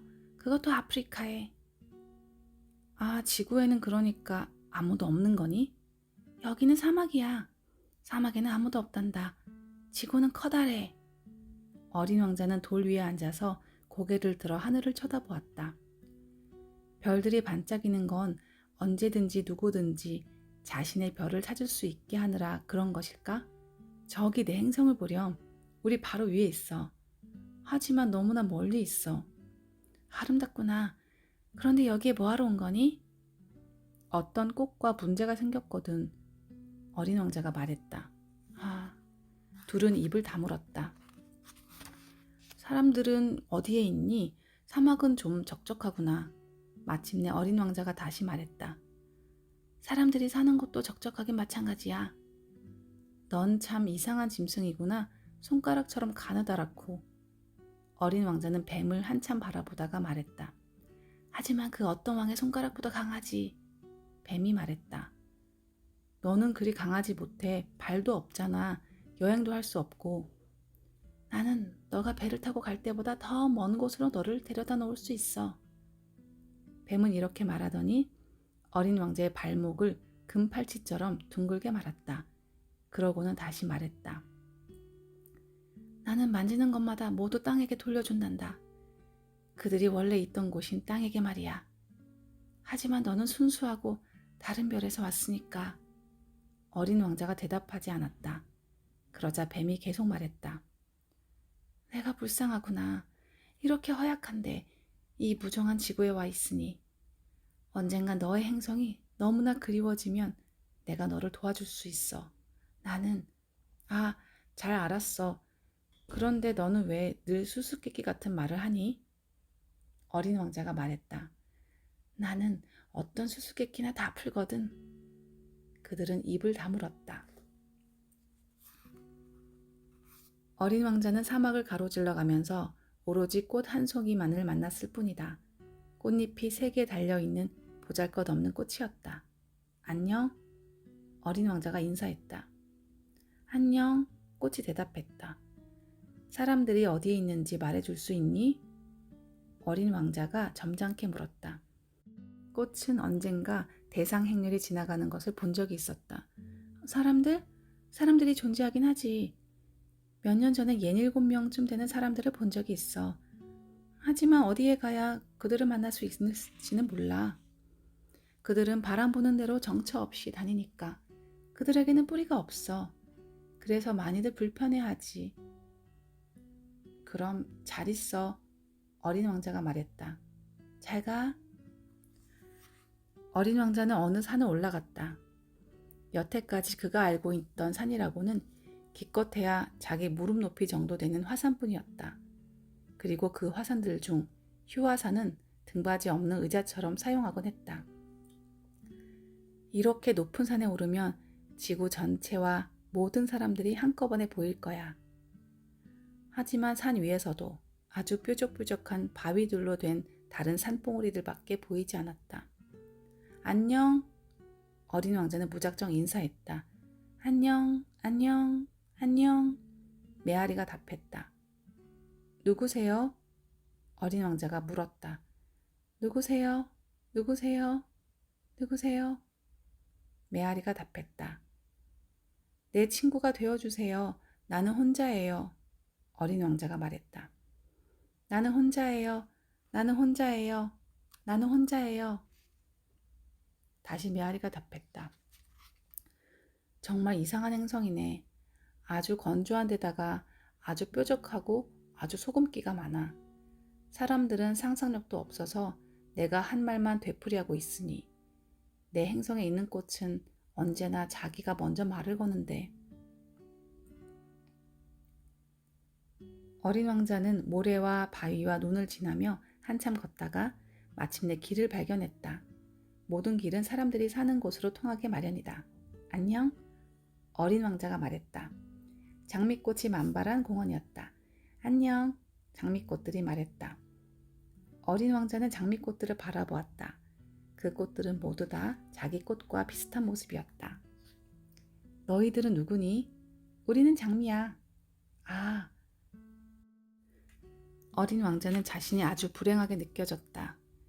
자기 꽃이 예전에 말하기를 자기는 우주에서 단 하나뿐인 장미꽃이라고 했는데 아주 비슷한 장미꽃들이 여기 단 한 군데에만 5,000송이나 있다니. 내 꽃이 이걸 보면 몹시 화를 낼 거야. 엄청나게 콜록거리면서 웃음꼴이 되는 것을 피하기 위해 죽어가는 신용을 할 거야. 그러면 나는 그 꽃을 돌보는 척해야 할 테지. 그렇지 않으면 나까지 부끄럽게 만들려고 정말로 자신을 죽게 내버려 둘지도 몰라. 그리고 이런 생각을 했다. 난 세상에 하나밖에 없는 꽃을 가진 부자인 줄 알았어. 그런데 실은 평범한 장미 한 송이를 갖고 있었을 뿐이었어. 그 장미와 내 무릎까지 오는 세 개의 화산뿐이야. 게다가 화산 하나는 영원히 꺼져버렸으니. 그것들만 갖고는 위대한 왕자가 될 수 없어. 어린 왕자는 풀밭에 엎드려 울었다. 바로 그때 여우가 나타났다. 안녕? 여우가 인사했다. 안녕?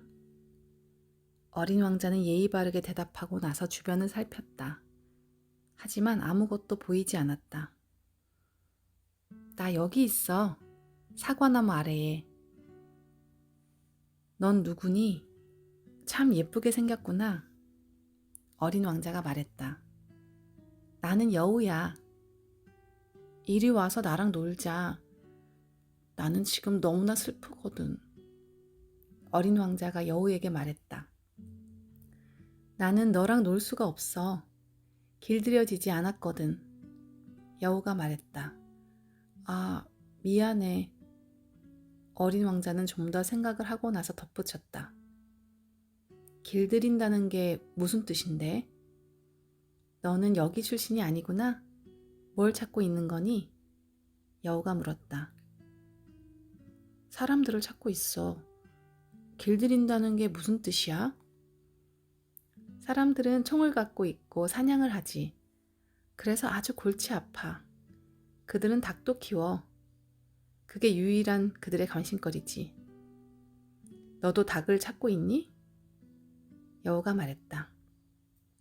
아니, 나는 친구를 찾고 있어. 길들인다는 게 무슨 뜻이야? 어린 왕자가 말했다. 이제는 너무 잊혀진 것이지. 관계를 만든다는 뜻이야. 관계를 만든다고? 어린 왕자가 되묻자 여우가 대답했다. 그래. 나에게 너는 아직은 수십만의 다른 남자애들과 다를 바 없는 한 남자애일 뿐이야. 그리고 나는 너를 필요로 하지 않아. 너도 나를 필요로 하지 않고. 너에게 나는 수십만의 다른 여우들과 마찬가지로 그냥 여우일 뿐이야. 하지만 너가 나를 길들이면 우리는 서로가 서로를 필요하게 되고 너는 나에게 세상에서 유일한 존재가 될 거고 나는 너에게 세상에서 유일한 존재가 될 거야. 이제 알 것 같아. 내게 꽃 하나가 있는데 내 생각에 그 꽃이 나를 길들인 것 같아. 어린 왕자가 말했다. 가능한 일이지. 지구에서는 온갖 일들이 다 일어나니까. 여우가 말했다. 아니야. 그 꽃은 지구에 있지 않아. 그러자 여우는 부쩍 호기심을 보였다. 그럼 다른 행성에? 그 행성에도 사냥꾼들이 있니? 아니. 그거 참 괜찮은걸? 그럼 닭은? 없어. 이 세상에 완벽한 것은 없다니까. 여우는 한숨 쉬며 말했다. 내 생활은 단조로워. 나는 닭들을 쫓아다니고 사람들은 나를 쫓아다녀. 닭들은 모두 비슷하고 사람들도 모두 비슷하단다. 그래서 좀 지루해. 그런데 만약 너가 나를 길들이면 내 생활은 햇빛을 비추는 것처럼 환해질 거야. 나는 다른 사람들의 발자국 소리와는 다른 발자국 소리를 구별해낼 수 있게 되겠지? 다른 사람들의 발자국 소리는 나를 땅속으로 숨게 만들지. 하지만 내 발자국 소리는 마치 음악처럼 나를 여우 굴 밖으로 불러낼 거야. 그리고 저기를 봐. 저기 있는 밀밭 보이지? 나는 빵을 먹지 않아. 나에게 밀은 쓸데없는 거야. 밀밭은 내게 아무것도 떠오르게 하지 않아. 그건 슬픈 일이야. 그런데 너는 황금빛 머리카락을 가지고 있어. 그러니까 너가 나를 길들이면 아주 멋질 거야. 밀은 황금빛이니까 너를 떠올리게 할 거야. 그리고 나는 밀밭에서 들리는 바람 소리를 좋아하게 되겠지? 여우는 이렇게 말하고 나서 어린 왕자를 한참 바라보았다. 부탁이야, 나를 길들여줘. 나도 그러고 싶어. 하지만 나는 시간이 많지 않아. 만나야 할 친구들도 많고 배워야 할 것들도 많거든. 어린 왕자가 대답했다. 누구나 자기가 길들인 것만을 알게 되는 법이야. 사람들은 시간이 없어서 더 이상 아무것도 알지 못한단다. 그들은 이미 다 만들어진 것을 가게에서 사지. 하지만 친구를 파는 가게는 존재하지 않아. 그래서 인간들에게는 더 이상 친구가 없어. 만약 너가 친구를 원한다면 나를 길들여. 뭘 해야 하는데? 어린 왕자가 물었다. 참을성이 많아야 해. 우선 처음에는 나에게서 좀 떨어져 있어. 풀밭에 이렇게 앉아 있으란 말이야. 나는 너를 곁눈질로 힐끔 볼 거야. 너는 내게 아무 말도 하면 안 돼. 언어란 오해의 근원이니까. 하지만 너는 매일 조금씩 더 가까이 앉을 수 있게 될 거야. 그 다음날 어린 왕자가 다시 오자 여우가 말했다. 같은 시간에 오면 더 좋았을 텐데. 예를 들어 너가 오후 4시에 온다면 나는 3시부터 행복해지기 시작할 거야. 시간이 가면 갈수록 나는 더 행복해지겠지? 그러다가 4시가 되면 벌써부터 흥분되고 초조해질 거야. 그렇게 나는 행복의 대가를 알게 될 거야. 하지만 너가 아무 때나 온다면 나는 언제 마음의 준비를 해야 할지 알 수 없잖아. 그러니까 어떤 의식이 필요해. 의식이 무슨 뜻이야? 어린 왕자가 물었다. 그것 또한 너무나 잊혀져 버렸어. 어떤 날이 다른 날과 다르고 어떤 시간이 다른 시간과 다르도록 만드는 것을 말해. 예를 들어, 나를 잡으려는 사냥꾼들에게는 어떤 의식이 있어. 그들은 목요일마다 마을 처녀들과 춤을 춰. 그래서 금요일은 멋진 날이 되지. 나는 포도밭까지 산책하러 갈 수 있어. 만약 사냥꾼들이 아무 때나 춤을 춘다면 모든 날들이 다 똑같아질 거야. 그러면 나에게는 휴일이 전혀 없어지는 거야. 여우가 말했다. 그렇게 해서 어린 왕자는 여우를 길들였다. 아, 나는 울고 말 거야. 어린 왕자가 떠나야 할 시간이 다가오자 여우는 말했다. 너 잘못이야. 나는 너를 조금도 나쁘게 하고 싶지 않았어. 그런데 너는 내가 널 길들여 주기를 원했잖아. 맞아. 여우가 대답하자 어린 왕자가 다시 말했다. 그런데 너는 울려고 하잖아. 맞아. 그렇다면 너가 얻는 건 아무것도 없잖아. 아니야. 얻는 게 있어. 황금빛 때문에. 그러고 나서 여우는 덧붙였다. 가서 장미들을 다시 들여다봐. 내 장미는 세상에서 하나밖에 없는 장미라는 것을 이해하게 될 거야.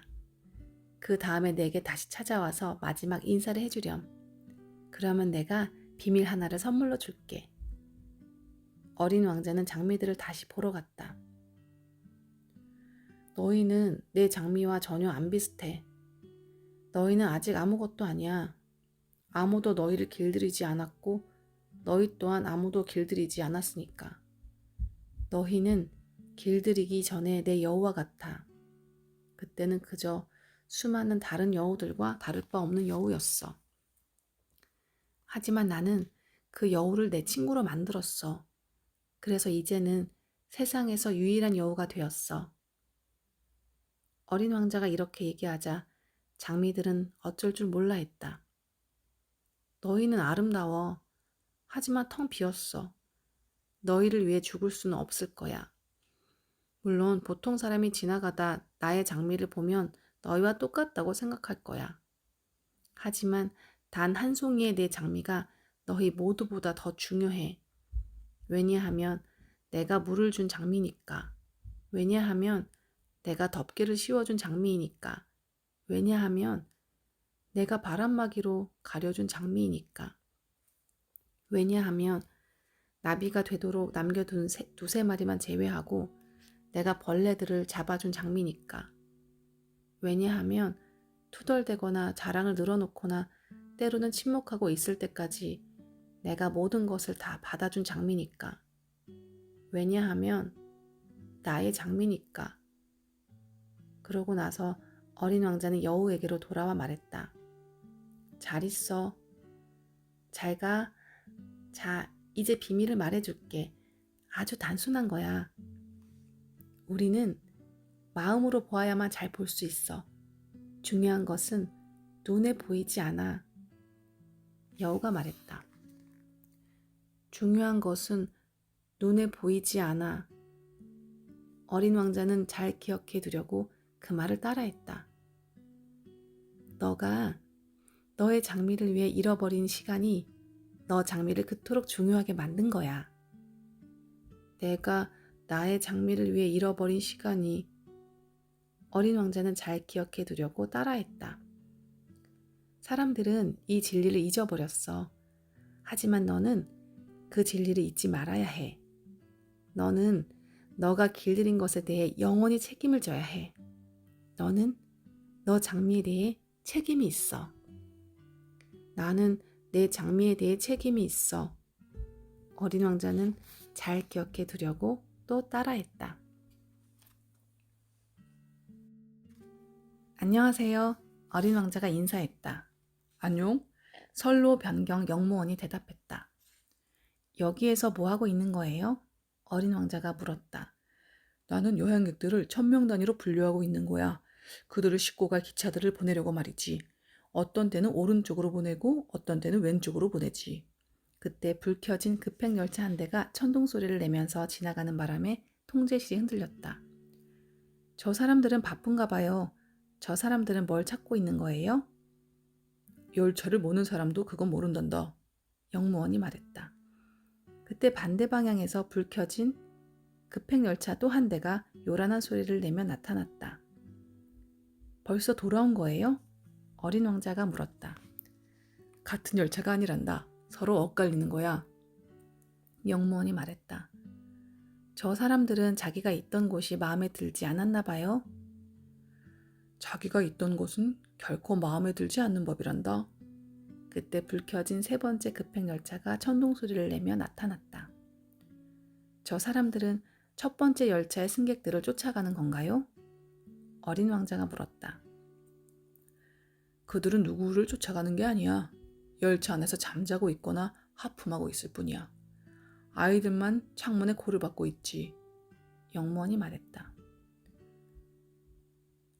아이들만이 자기가 뭘 찾고 있는지 알고 있는 거예요. 아이들은 자기 인형을 위해 시간을 잃어버리고 그렇게 되면 그 인형은 아주 중요해져요. 그래서 누가 그 인형을 빼앗으면 아이들은 울게 되지요. 어린 왕자가 말했다. 아이들은 운이 좋구나. 영무원이 말했다. 안녕하세요. 어린 왕자가 인사했다. 안녕. 상인이 답했다. 갈증을 진정시켜주는 최첨단 알약을 파는 상인이었다. 그 약을 일주일에 하나씩 삼키면 더 이상 물을 마시고 싶은 욕구를 느끼지 않게 되었다. 그 약을 왜 파는 거예요? 어린 왕자가 물었다. 시간을 엄청 절약해 주거든. 전문가들이 계산을 다 해봤어. 일주일에 53분씩 절약할 수 있어. 상인이 말했다. 그러면 그 53분으로 뭘 하는데요? 자기가 원하는 걸 하면 되지. 나라면 그 53분을 샘물까지 아주 천천히 걸어가는 데다 쓸 텐데. 사막에서 내 비행기가 고장난 지 8째 되는 날이었고 나는 비축해 두었던 물에 마지막 한 방울을 마시면서 상인을 만난 이야기를 들었다. 아, 추억은 참 아름답지. 그런데 나는 비행기를 아직도 고치지 못했고 마실 물은 더 이상 남아있지 않아. 만약 내가 샘물을 향해 아주 천천히 걸을 수 있다면 나도 행복해질 텐데. 나는 어린 왕자에게 말했다. 내 친구 여우가 그러는데 어린 왕자가 내게 말하려고 했다. 얘야, 지금 여우가 문제가 아니야. 왜? 왜냐하면 우리는 목말라 죽게 될 테니까. 설사 우리가 죽게 된다 해도 친구가 있었다는 건 좋은 일이야. 나는 여우 친구가 있었다는 게 아주 자랑스러워. 어린 왕자는 내 말을 제대로 이해하지 못한 채 이렇게 대답했다. 이 아이는 지금 상황이 위급하다는 걸 모르고 있군. 결코 배고프지도 않고 목마르지도 않을 거야. 하지만 땡볕을 좀 쐬고 나면 나는 어린 왕자를 보면서 생각했다. 나도 목말라. 우리 함께 우물을 찾아보기로 해. 어린 왕자는 나를 바라보더니 내 생각을 알고 있다는 듯이 대답했다. 나는 좀 짜증스러운 표정을 지었다. 이 드넓은 사막에서 무턱대고 우물 하나를 찾으러 다닌다는 것은 말도 안 되는 일이었다. 그런데도 우리는 걷기 시작했다. 말도 없이 몇 시간 걷다 보니 밤이 되어 별들이 반짝이기 시작했다. 나는 갈증 때문에 약간 열이 나서 그런지 그 별들을 마치 꿈에서 보는 것만 같았다. 어린 왕자의 얘기가 내 머릿속에서 춤을 추고 있었다. 그러니까 너도 목이 마르다는 거지? 하지만 어린 왕자는 내 물음에 대답하지 않고 이렇게 말할 뿐이었다. 물은 마음에 좋을 수도 있어. 나는 어린 왕자의 대답을 이해하지 못했지만 더 이상 묻지 않았다. 그에게 물어도 소용없다는 것을 잘 알고 있었기 때문이다. 어린 왕자는 피곤한지 주저앉았다. 나도 그 곁에 앉았다. 별들은 아름다워. 보이지 않는 어느 꽃 때문에. 어린 왕자가 조용히 있다가 말했다. 물론이지. 나는 대답하고 나서 아무 말도 없이 달빛 아래 펼쳐진 모래주름들을 바라보았다. 사막은 아름다워. 어린 왕자가 말했다. 그래, 맞다. 나는 언제나 사막을 사랑했다. 우리는 모래 언덕 위에 앉았다. 아무것도 보이지 않았다. 아무 소리도 들리지 않았다. 그렇지만 침묵 가운데서 뭔가가 반짝이고 있었다.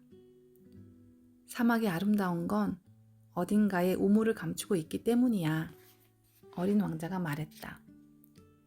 나는 문득 사막의 신비로운 광채를 이해하고는 소스라치게 놀랐다.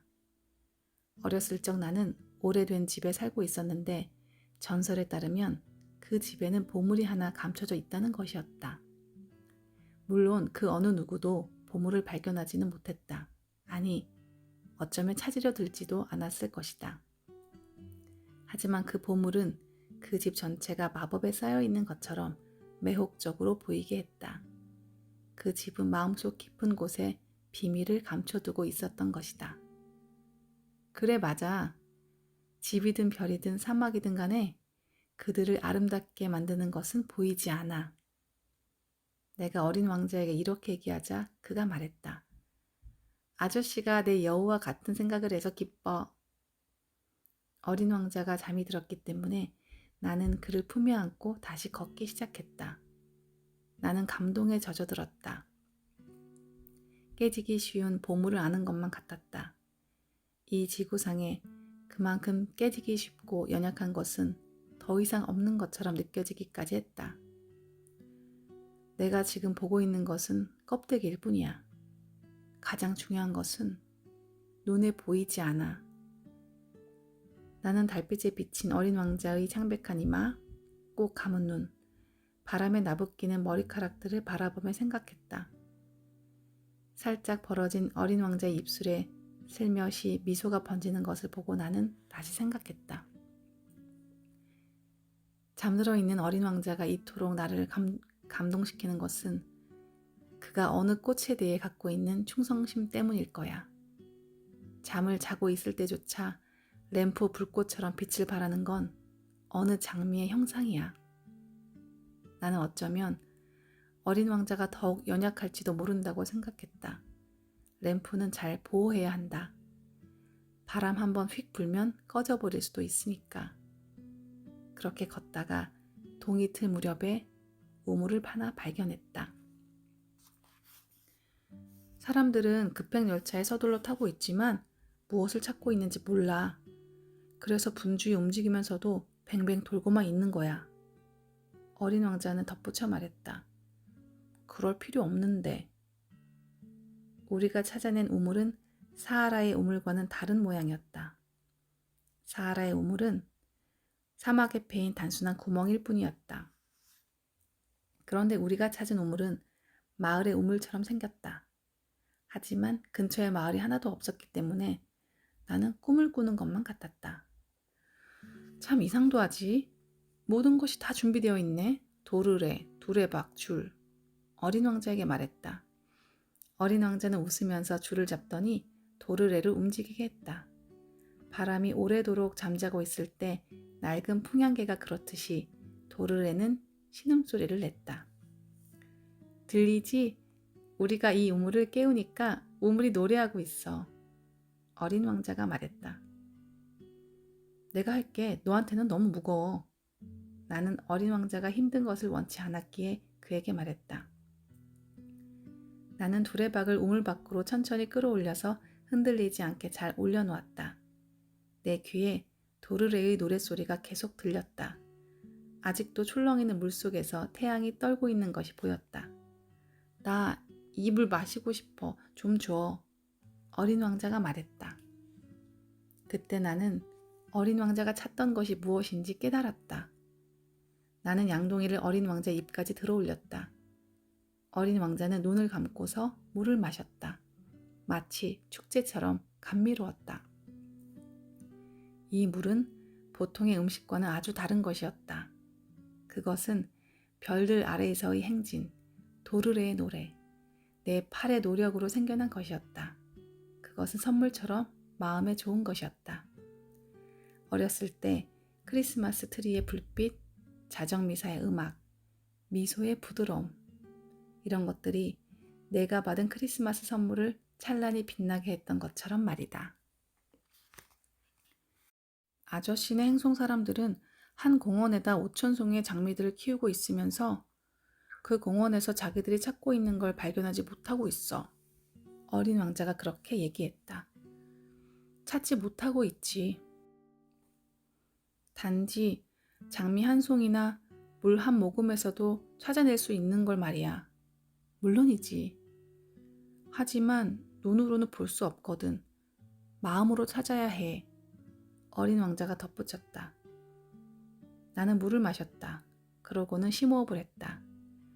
동이틀 무렵이면 모래가 꿀빛을 띈다. 나는 꿀 빛깔 때문에도 행복했다. 이런 행복을 얻기 위해서 이렇게 고생을 한 걸까? 아저씨, 약속을 지켜야 해. 어린 왕자는 다시 내 곁에 앉으면서 부드럽게 말했다. 어떤 약속? 알잖아. 내 양을 위한 부리막 말이야. 나는 내 꽃에 대한 책임이 있거든. 나는 호주머니에서 내가 그린 애벌 그림들을 꺼냈다. 아저씨가 그린 바오밥 나무들은 좀 양배추같이 생겼어. 어린 왕자는 그 그림들을 보더니 웃으며 말했다. 오, 나는 그 바오밥 나무 그림이 얼마나 자랑스러웠는데?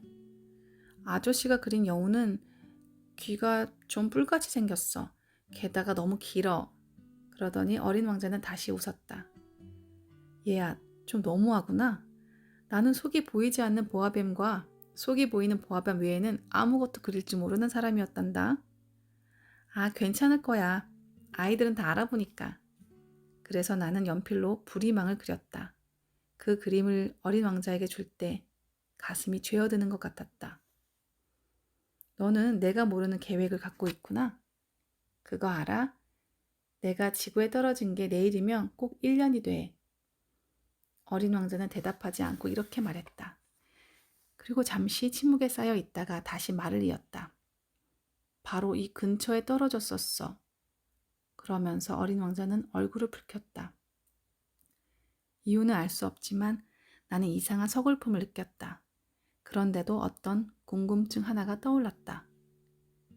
그러니까 일주일 전에 내가 너를 알게 된 그날 아침, 너가 사람들 사는 곳에서 수천 마일 떨어진 이곳에 혼자서 그렇게 어슬렁거리고 있었던 것은 우연이 아니었구나.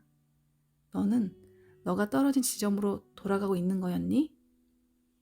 어린 왕자는 또 얼굴을 붉혔다. 혹시 그 1주년 때문에? 나는 망설이면서 덧붙였다. 어린 왕자는 다시 얼굴을 붉혔다. 내 질문에는 대답하지 않았지만 얼굴이 붉어질 때마다 그렇다는 것을 의미하는 것이 아니던가. 아, 걱정되는데? 내가 말했다. 하지만 어린 왕자는 대답하지 않았다. 아저씨는 이제 일해야 해. 아저씨 기계한테 돌아가야 해. 나는 아저씨를 여기에서 기다릴게. 내일 저녁에 다시 와. 하지만 나는 안심이 되지 않았다. 여우가 떠올랐다. 자기를 길들이도록 내버려 두면 좀 울게 될 위험이 있다니까. 우물 옆에는 오래되어 허물어진 돌담이 있었다. 비행기를 고치다가 다음날 저녁이 되어 다시 가보니 어린 왕자가 높은 데 올라가서 다리를 늘어뜨리고 앉아있는 모습을 멀리에서도 알아볼 수 있었다. 기억이 안 나? 바로 여기는 아니야. 어린 왕자의 목소리가 들렸다. 아, 맞아. 그때는 낮이었어. 하지만 장소는 여기가 아니었어. 어린 왕자는 또 이렇게 말했다. 어린 왕자가 반박한 것을 보면 아마도 다른 누군가가 그에게 대답하는 모양이었다. 나는 돌담 쪽으로 계속 갔다. 여전히 아무도 보이지 않았고 아무 소리도 들리지 않았다. 그런데도 어린 왕자는 다시 말대꾸를 하고 있었다. 물론이지. 내 발자국이 모래 위 어디에서 시작되는지 너도 보게 될 거야. 너는 거기에서 나를 기다리기만 하면 돼. 내가 오늘 밤에 그곳으로 갈게. 나는 이제 돌담에서 겨우 20m 떨어져 있었지만 여전히 아무것도 보이지 않았다. 너에게는 좋은 독이 있지? 나를 오랫동안 고통스럽지 않게 해주겠다고 약속할 수 있어? 어린 왕자는 한동안 잠잠고 있더니 다시 말했다. 나는 가슴이 죄어와서 멈춰섰다. 하지만 여전히 이해하지 못하고 있었다. 이제는 가. 나는 다시 내려가고 싶어. 어린 왕자가 말했다. 그때 나는 돌담 아래쪽으로 눈길을 향하다가 펄쩍 뛰었다. 단 30초면 누구든 해치워 버릴 수 있는 노란색 뱀 한 마리가 어린 황제를 향해 몸을 세우고 있는 게 아닌가. 나는 권총을 꺼내려고 호주머니를 뒤지면서 뛰기 시작했다. 하지만 내가 내는 소리에 뱀은 모래 속으로 부드럽게 미끄러져 들어갔다. 마치 잦아드는 분수처럼 너무 서두르지도 않으면서 가벼운 금속성 소리를 내며 돌들 사이로 사라져버렸다. 나는 돌담에 도착해서 눈처럼 창백해진 내 친구 어린 왕자를 팔로 안았다. 이게 무슨 소리야? 이제는 뱀과 얘기하다니. 나는 어린 왕자가 늘 하고 있던 금빛 목도리를 벗겼다. 어린 왕자의 관자놀이에 물을 죽여주고 마실 물도 주었다. 그러고는 감히 더 이상 아무것도 물어보지 못했다. 어린 왕자는 심각한 표정으로 나를 바라보더니 내 목에 자기 팔을 감았다. 캐러빈 총에 맞아서 죽어가는 새의 심장처럼 어린 왕자의 심장이 뛰고 있는 것이 느껴졌다. 아저씨가 기계를 고쳐서 다행이야. 이제 아저씨는 집으로 돌아갈 수 있는 거야? 어린 왕자가 내게 말했다. 그걸 어떻게 하니?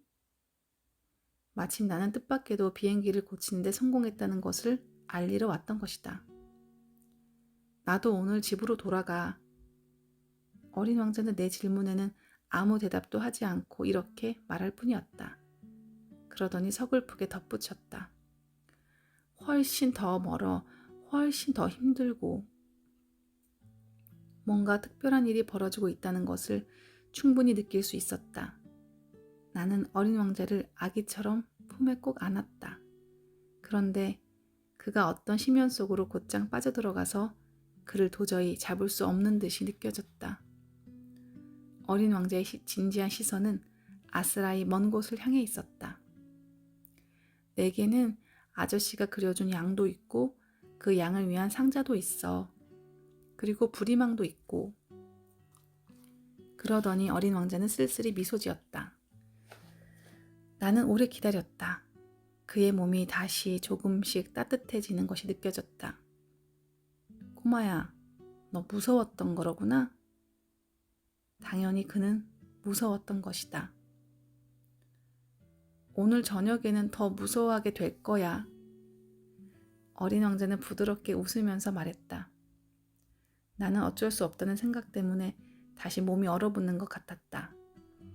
그리고 이 웃음소리를 다시는 들을 수 없을 것이라 생각하니 참을 수가 없었다.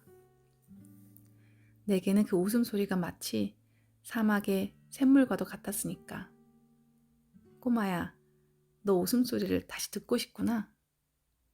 오늘 밤이면 꼭 1년이 돼. 내 별은 내가 작년에 떨어졌던 곳 바로 위에 있어. 어린 왕자는 이렇게 말했다. 꼬마야, 모두가 나쁜 꿈이 아니었을까? 그 뱀, 만날 약속, 별에 관한 이야기. 중요한 것은 눈에 보이지 않아. 어린 왕자는 내가 묻는 말에는 대답하지 않고 이렇게 말했다. 물론 그렇지. 꽃의 경우도 그래. 아저씨가 어느 별에 있는 어떤 꽃을 사랑한다면 밤마다 하늘을 쳐다보는 것이 감미로울 거야. 마치 모든 별들에 그 꽃이 피어 있기라도 한 것처럼 말이야. 물론 그렇겠지. 물의 경우도 마찬가지야. 아저씨가 내게 마시라고 준 물은 음악과도 같았어. 도르래와 줄 때문에. 아저씨도 생각나지? 그 물은 맛있었어. 물론 아저씨는 밤이면 별들을 쳐다보게 될 거야. 내 별은 어디에 있는지 알려주기에는 너무 작아. 그게 더 나아. 아저씨에게 내 별은 많은 별들 중에 하나가 될 거야. 그러면 아저씨는 모든 별들을 쳐다보게 될 테니까. 그 모든 별들이 아저씨의 친구가 될 거야. 그리고 이제 내가 아저씨에게 선물을 하나 줄게. 어린 왕자는 다시 웃었다. 꼬마야, 그 웃음소리가 나는 참 좋구나. 그게 바로 내 선물이 될 거야. 물과 마찬가지로. 무슨 소리니? 사람들은 똑같은 별을 갖고 있는 게 아니야. 여행을 하는 사람들에게 별은 안내자야. 또 어떤 사람들에게는 그저 작은 불빛일 뿐이고, 또 학식이 많은 어떤 사람들에게는 풀어야 할 문제지. 내가 본 사업가에게는 별이 황금이었어. 하지만 그 별들은 침묵하고 있어. 아저씨는 그 누구도 갖지 못한 별들을 갖게 될 거야. 그게 무슨 소리야? 내가 많은 별들 중 어느 별 하나에서 살고 있을 테니까 내가 그 별에서 웃고 있을 거니까. 아저씨가 밤마다 하늘을 쳐다보면 아저씨에게 모든 별들이 마치 웃는 것처럼 보일 거야. 그러면 아저씨는 웃을 줄 아는 별을 갖게 되는 거지. 그러더니 어린 왕자는 다시 웃었다. 언젠가는 슬픔이 잦아들 거야. 아저씨가 더 이상 슬퍼하지 않게 되면 아저씨는 나를 알게 된 걸 만족스러워 할 거야. 아저씨는 언제나 내 친구가 될 거고 나와 함께 웃고 싶어질 거야. 그리고 때때로 창문을 열어볼 거야. 그냥 즐겁기 위해. 그리고 아저씨 친구들은 아저씨가 하늘을 쳐다보면서 웃는 걸 보고는 아주 놀라겠지? 그러면 아저씨는 친구들에게 말할 거야. 그래, 별은 언제나 나를 웃게 만들어. 라고 말이야. 그럼 친구들은 아저씨를 미쳤다고 생각하겠지? 나는 아저씨에게 아주 못된 짓을 하게 된 셈이네. 그러더니 어린 왕자는 또 웃었다.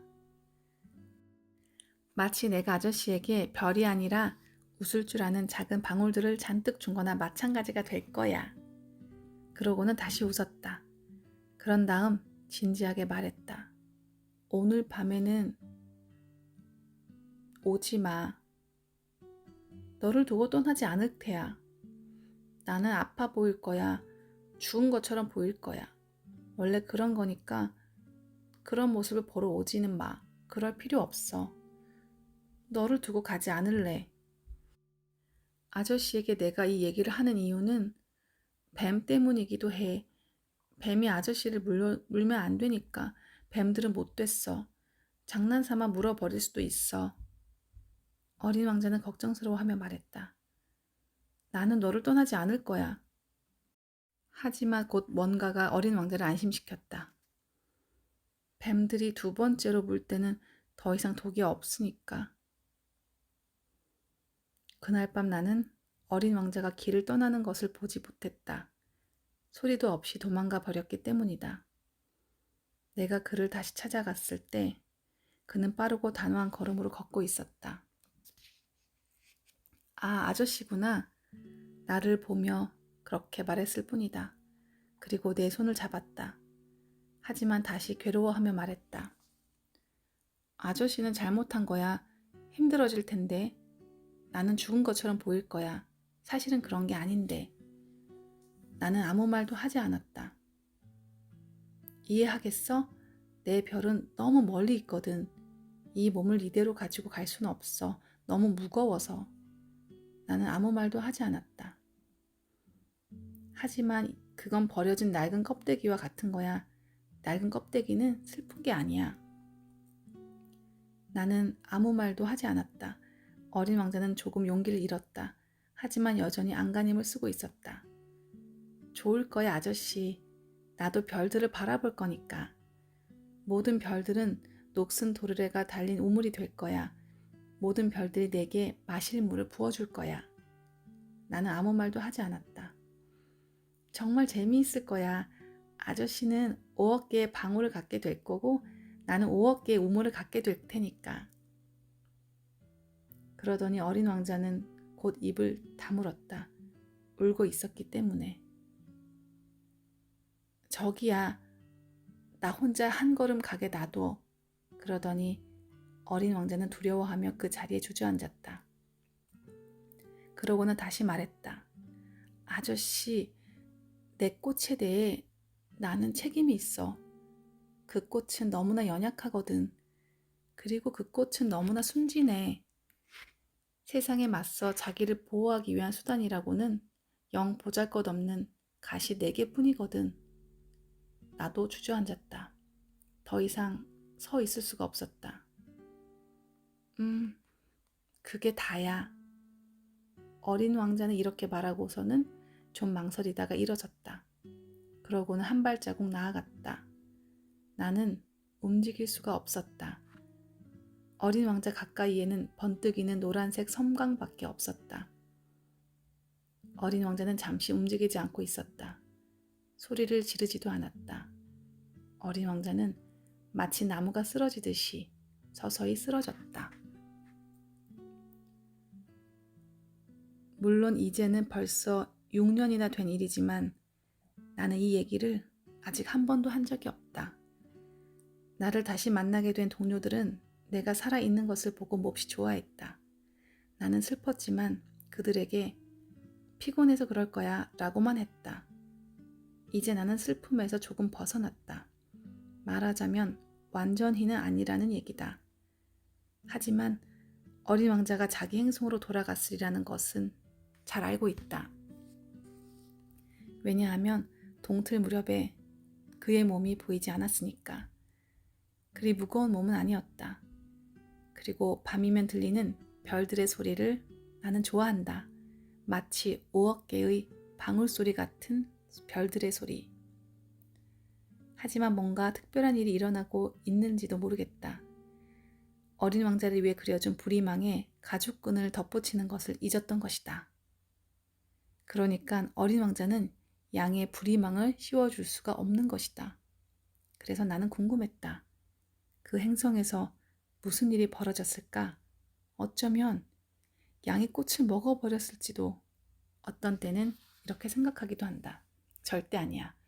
어린 왕자는 매일 밤 자기 꽃을 유리덮개로 씌워놓고 잠시 자기 양을 잘 감시할 테니까. 그렇게 생각하면 나는 행복해진다. 그리고 모든 별들이 조용히 웃는다. 또 어떤 때는 이렇게 생각한다. 누구나 한두 번쯤은 방심하게 마련이고 그렇게 되면 끝장이지. 어느 날 저녁에 유리 덮개를 씌우는 것을 잊어버렸거나 양이 소리도 없이 한밤중에 그런 생각을 하면 방울들은 모두 눈물로 변해버린다. 바로 여기에 큰 신비로움이 있다. 나에게나 어린 왕자를 사랑했던 당신에게나 정확히 어디인지는 모르겠지만 우주 어딘가에선가 우리가 모르는 양 한 마리가 어떤 장미 한 송이를 먹어버렸는지 아닌지에 따라 우주가 전혀 달라 보인다는 것이다. 하늘을 쳐다보라. 그리고 생각해보라. 양이 꽃을 먹어버린 걸까? 아닌 걸까? 그러면 모든 것이 달라져 보인다. 그것이 얼마나 중요한 것인지 어른들은 결코 이해하지 못할 것이다.